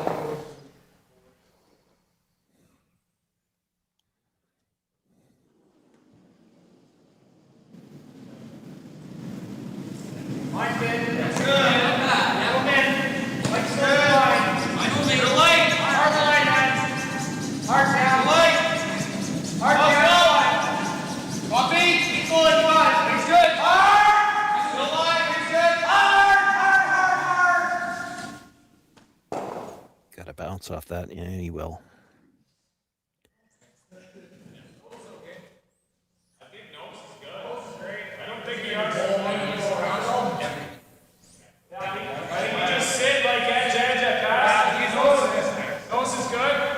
It's not bad here. I'm seeing like good board. I don't think Jordan could roll into the rings off of it. If he comes around on the outside, you've still got this to run back. Nose hit, or maybe a few inches towards the center line.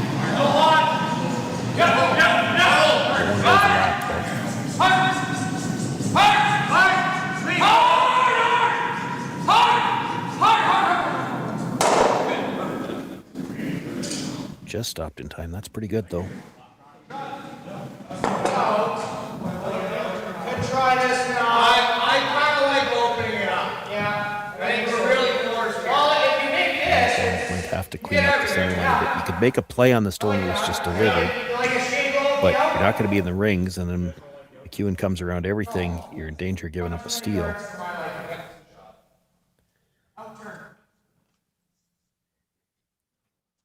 Hit this right, you could clean up all 3 guards, and then we're headed towards a blank.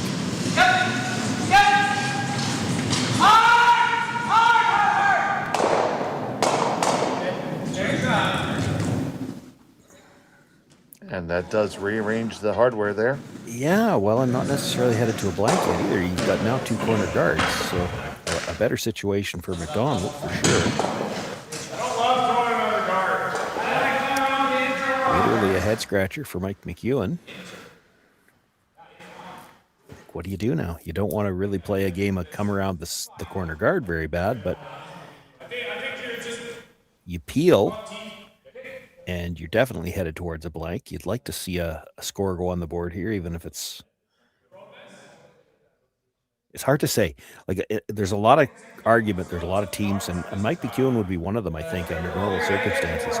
You'd rather give up 2 here than a blank because you'd have last rock coming home. However, deuces have been very hard to come by in this particular game, so I don't know how he feels about it here. That might be where the head scratching is coming in.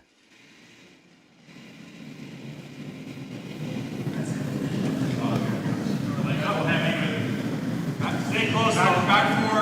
Hold it. Stay close here, though. Let's hop in back up. Oh, it's got to curl. Back 4. Can you knife it? Knife it. Yeah, back 4. D-line. This is, guys, it's coming down. This is. Curl. This is. Going down. Curl.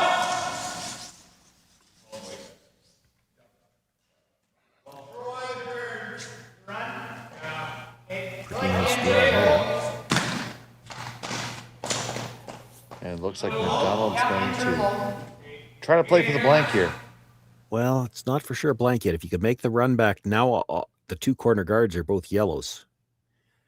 Like, this is, you make the run, the double. Your shooter's going to stay pretty close to right there.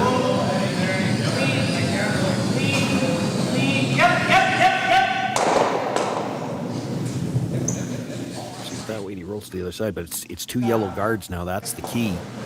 So if Mike's coming around anything, there is some risk. Well, just thinking, he knows that he peeled, and then you put a guard around that guard. Mike's not sure what he wants to do here.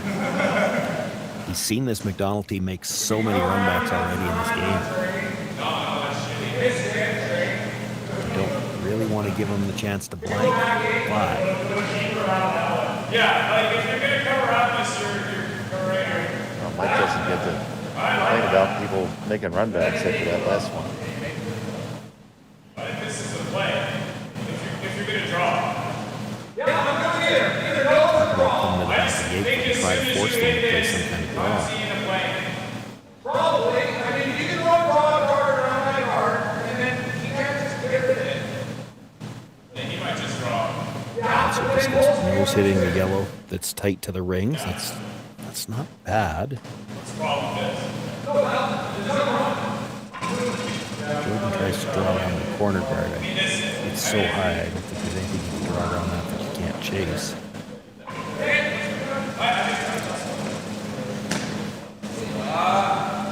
He's got trouble with that feet, it looks like. Yeah, he wants this deeper so that the run back is harder, and trying to convince McDonald to play a freeze. You can get him into a draw game in the back of the 8. As long as you keep matching his shot, it's going to be a single point.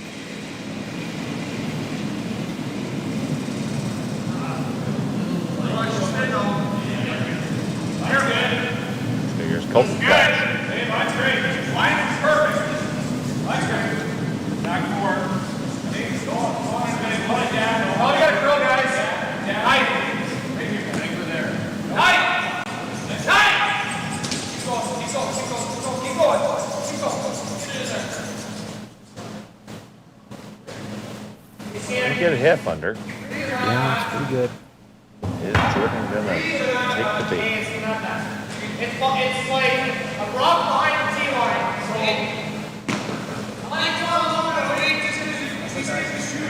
Now, if he makes the run and sticks it, it's still behind the T-line, so you might see Mike freeze to it again and try to get the force that way.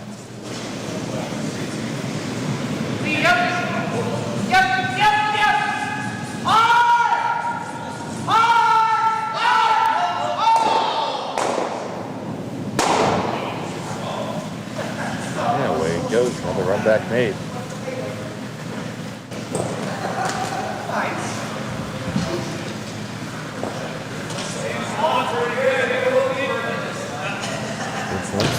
Again. You have to make sure you're back far enough that if you freeze onto it, you've got room to freeze again for sure. Correct. Backing. Colton's just barely beaten him from the last one. It is moved over slightly, but here's nine months. Looks like the Here's their finish. it sure is dying. Last is like coming in a little wider. So I think you're fine.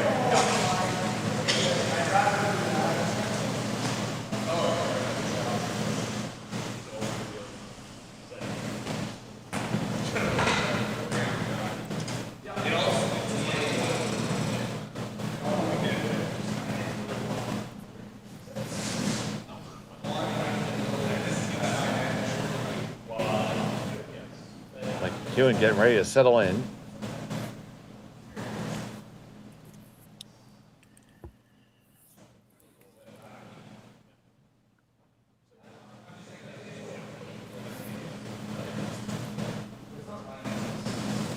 And deliver his first of the 7.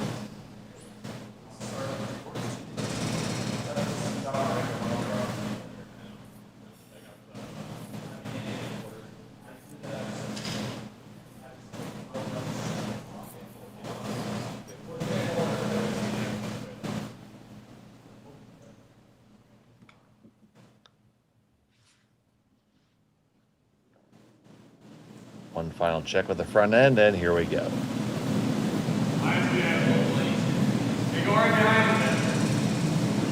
Flash on the power clean here.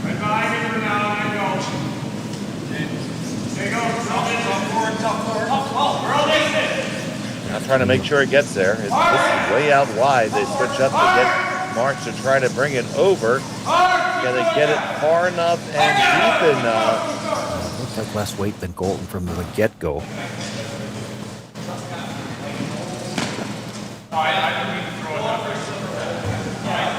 If Jordan sticks the run back, he's going to have a chance to score his 2 here. Yep. Yeah, I was looking for a bigger push, but then he didn't run it straight.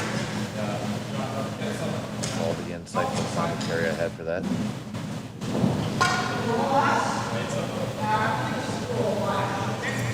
Well, I could go back a few years and talk about when we used to play shots like this. We were happy if we made contact. He's really going to want to stick this dead behind cover, and he won't be happy if he doesn't. They expect to make these. They've been throwing the run back so well all day. That'll be good. That'll be easy. McDonald on the run back here.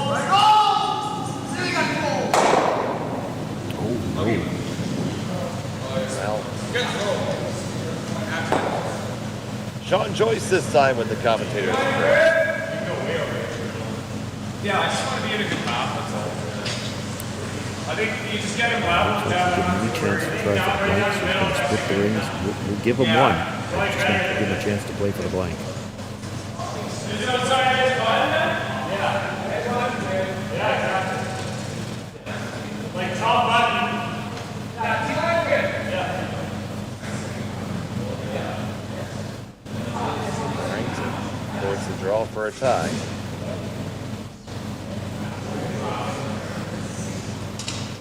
Or hit, whatever they like.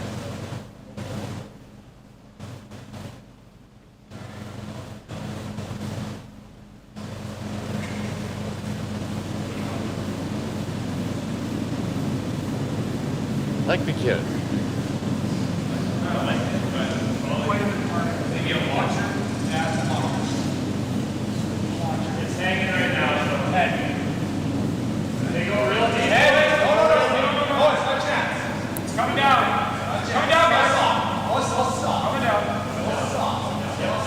Like this to be dead even. It's pretty close. Yeah, can't get too deep. It'll be the double, but it's not there. So the force is on. Jordon McDonald trying to make a single point here.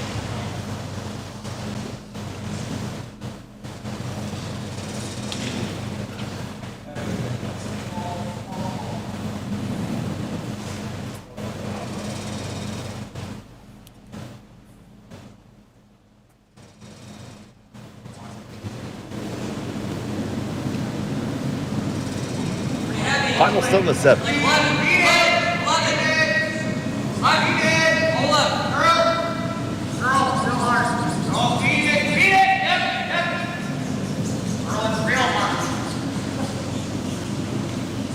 back and forth action. It's perfectly good. All tied up after 7. McEwen has a hammer coming home in 8. We'll have a winner in about 20 minutes here on Curling Stadium. Who knew after 20 years in real estate I'd have to make silly videos for Instagram and come out behind a tree? Stu, we need to do this stuff. Why can't I just door knock into open houses like I did in the old days? That doesn't work anymore. Okay, so it's because I'm sitting here behind a tree. Come use us for real estate.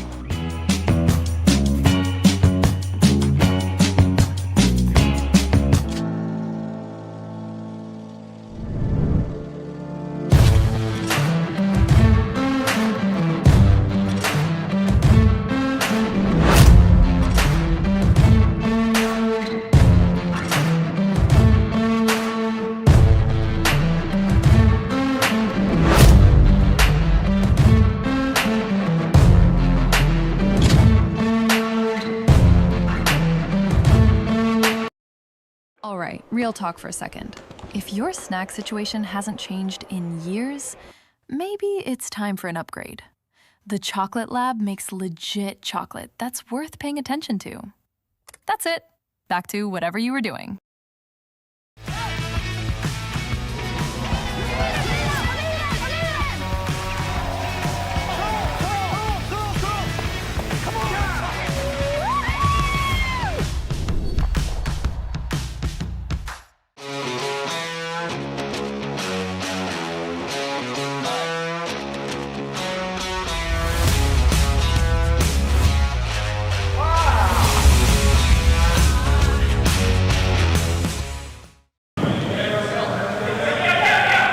Welcome back to the Martensville Curling Club. It's the finals of the Curling Stadium. Martensville International. All tied up. Jordon McDonald, McEwen has the hammer. Joining the Red Steams here. Team number 8. Thank you so much for joining us today and all weekend. I'm Dave Schmel, joined by Sean Joyce. Matt Honan is our producer, and Haley is on the cameras.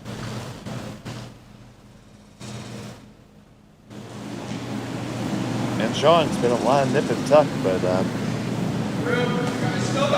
just has to go with one. Yeah, probably more tucked than we used to with players, kind of 3 players on McEwen's team as well. And 2 tuckers. Well, I can't remember for an end on McDonald's team how they throw. I believe it's flat foot. I think Dominicky is too. So 5 up on their toe anyway. 7 marks, maybe you wouldn't call him a tucker. He's got that heel well off the ice. I know that's not really good, but I always like to point. Yeah, but you felt like you had to. Yeah, we gotta. You beat a tucker. I can physically do it. This is why they make it.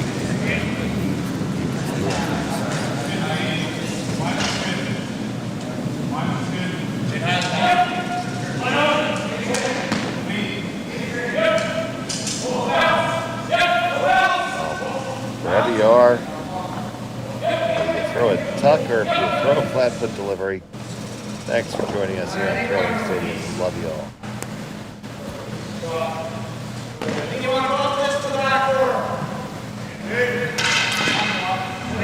Really set up in this end. Definitely favored Mike McEwen. The 2 guards both long and staggered to do a double peel whenever they want to make it. Talking about making a play on the rim right, which you could do. Try to tap these right now. He's going to pull the double peel. And you have to guard for a bit.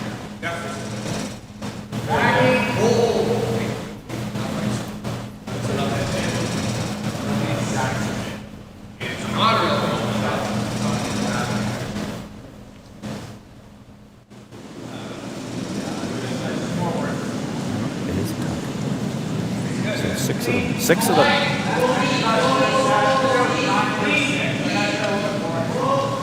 Tuckers of the world unite.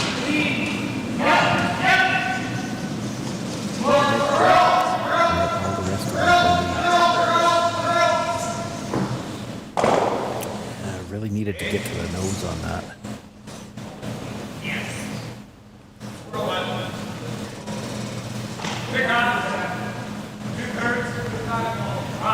McEwen marches up to the guards and says, "Be gone."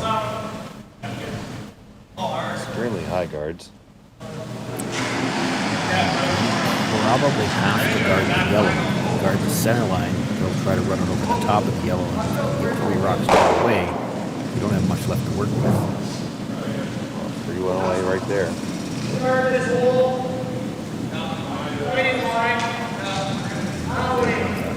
He's not talking about. Maybe he is. I was going to say he's not talking about freezing right there. He's talking about guarding that line.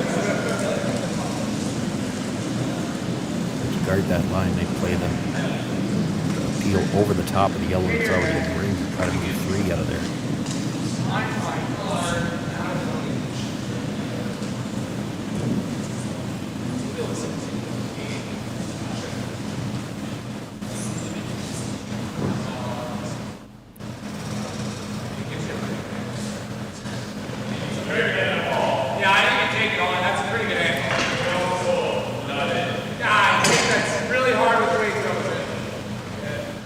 Might be a little bit worried about dead stuffing it on the red and the side of the button, but boy, you have to be able to do that. You move 3 and then even if the middle yellow doesn't leave the ring, it just spins out into the 8-foot. You're going to have something fairly open if you're not. Kevin Marsh bringing fire.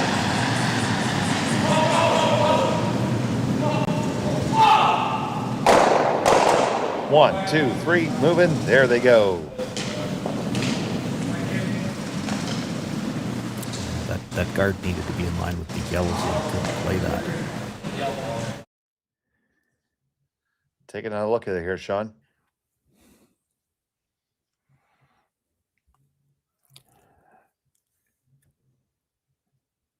Not much more to say. I mean, I talked about it before they threw. That's what they were going to play.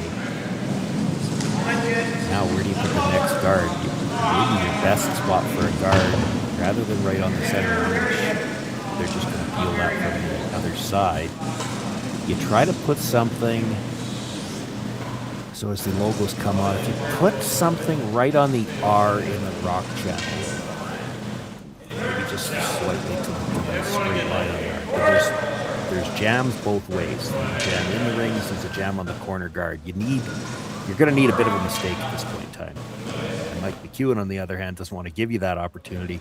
Now that he's got the chance to peel from the board side, they might be able to take care of the corner guard.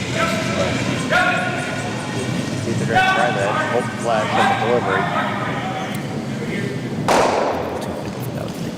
Just a touch too thick. Goes over the top.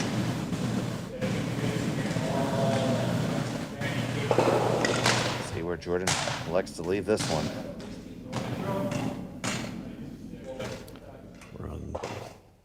I feel like you need another guard. Well, another guard's not going to help you because they're just going to peel it. I don't mind their thought about tap the red to the back of the 4-foot. Now the question is, do you need to play it on this one, or can you wait one more shot?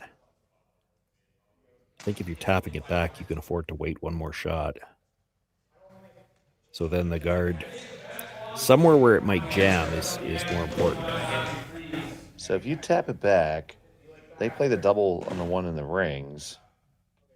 You still got the corner to go around. I don't know if they'll try to play it straight back, I think.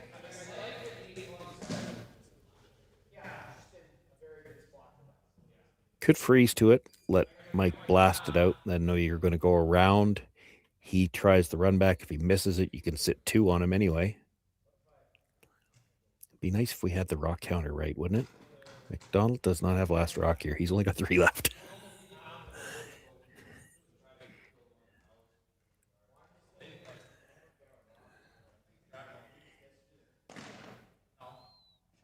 Thank you, Matt.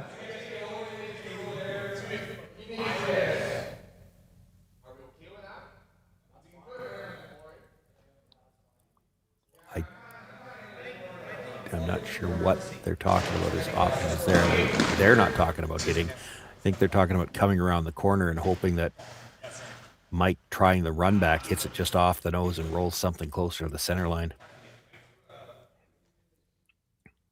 I don't hate this. This goes back to the same idea that I was talking about where, you're not going to have anything buried on the center line.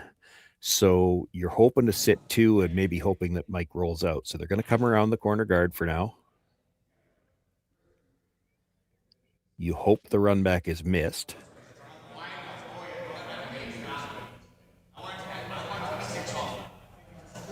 And then you still have time to decide what do you think, because you still got 2 rocks left. You don't necessarily have to hit the one in the middle yet. You've got choices.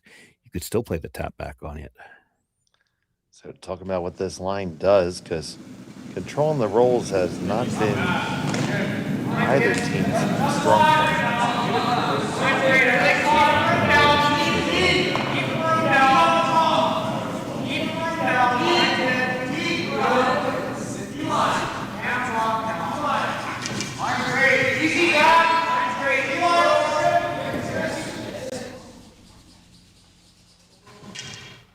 And it's underneath.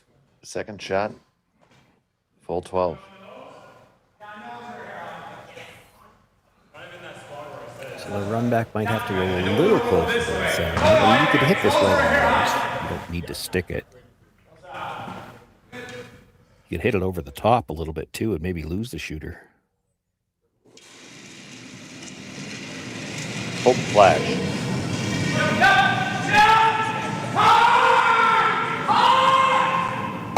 Just a heavy clean on this. Pushing back, running over.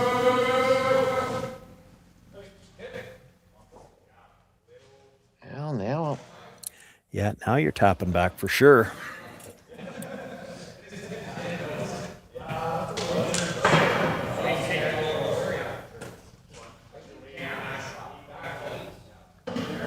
So you're playing the little tap back here. What comes next? Well, I mean, if you tap it back and make a perfect pocket, Mike's going to have to try to pick it. He'd like to take one of the reds with it. But if he doesn't, he's got a pocket to freeze into. It was interesting. He looked at playing this with the out turn first, but he's playing the in partly because you got to hit this ever so slightly off the nose. And playing the in turn like this, you're coming across it with the... you won't get the gear. You'll actually deaden the stone as it rolls off because you'd like to stay in front of the 2 reds a little bit if you could. You want to make the hit a little bit more difficult. Put the risk of a jam into Mike McEwen's mind at least. So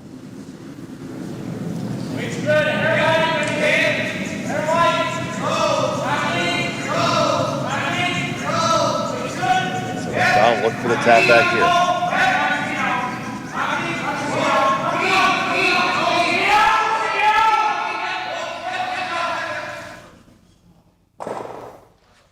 Taps it back, does set up a pocket. Yeah, needed to tap it a little farther. Mike can probably hit this right on the nose.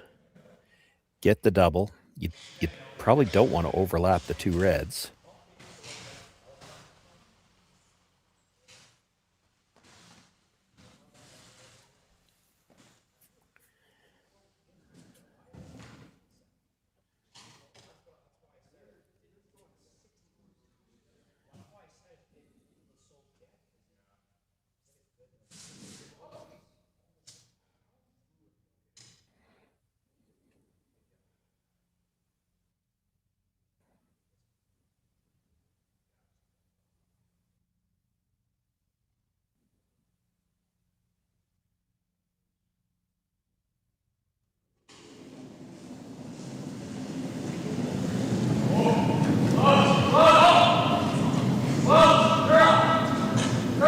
On the way from McEwen. Bit. Now you freeze the pocket. Oh boy. And the plot thickens, Sean. Shot stone belonging to Jordon McDonald here.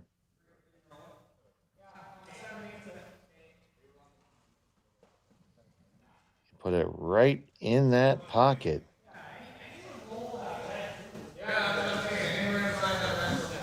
Mike McEwen has to move the Yellowstone that's there to get shot rock now. And if you've That one throws him in front of it. It's tough. Like, he might be able to come off the red into it. Do you like this turn? Well, he just threw this, so. Yeah, it's fine. He definitely doesn't want to move the yellow. He's got to be second shot.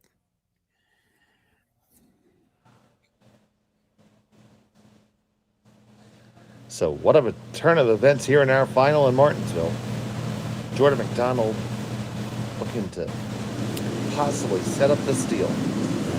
Probably touch the red back a couple of inches. Where's the pocket where it is right now? A nose hit might just send this up and around the horn. Just touch the red enough to leave the red and let it dead even.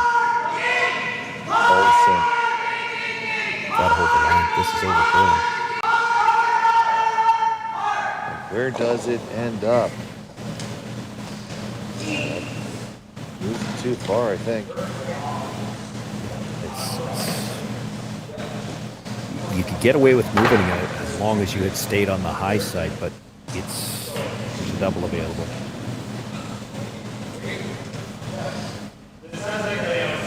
Almost might have to make the triple. I think when you're making a double on the yellows, I think there's a pretty good chance your shooter is clipping the red. Now you do have that red on the other side. Just got to kill the two yellows here. I think there's a chance all three of the stones on the button are going.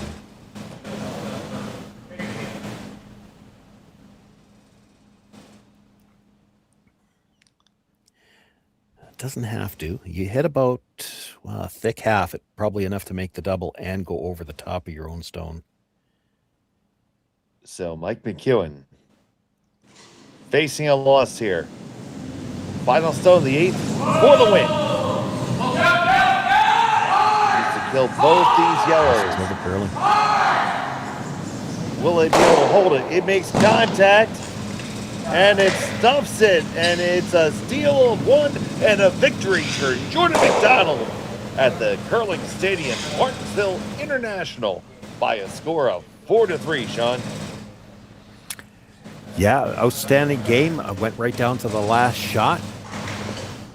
Boy, with that big weight, that was surprising to see that curl. It probably looks like it caught them off guard, too, because they certainly didn't jump the sweep early. Jordon McDonald will take it, though. That makes him a champion. He'll take home the winner's check. And you never are upset about that. And one thing we're not upset about is the fact that you guys joined us all weekend. We thank you so much for that.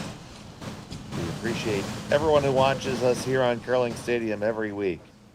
So, for our entire team, Sean Joyce, Matt Hone, and Kaylee, I'm Dave Schmel. Thank you for watching. Good evening. Hey, Mark, you ready for this game tonight? Yeah, I'm excited, man. Cupsy, what are you doing over there? Don't worry, boys. Was just on aztecsafety.com, took a fire extinguisher safety course. Paul, I'm putting out the fires from now on. Woo!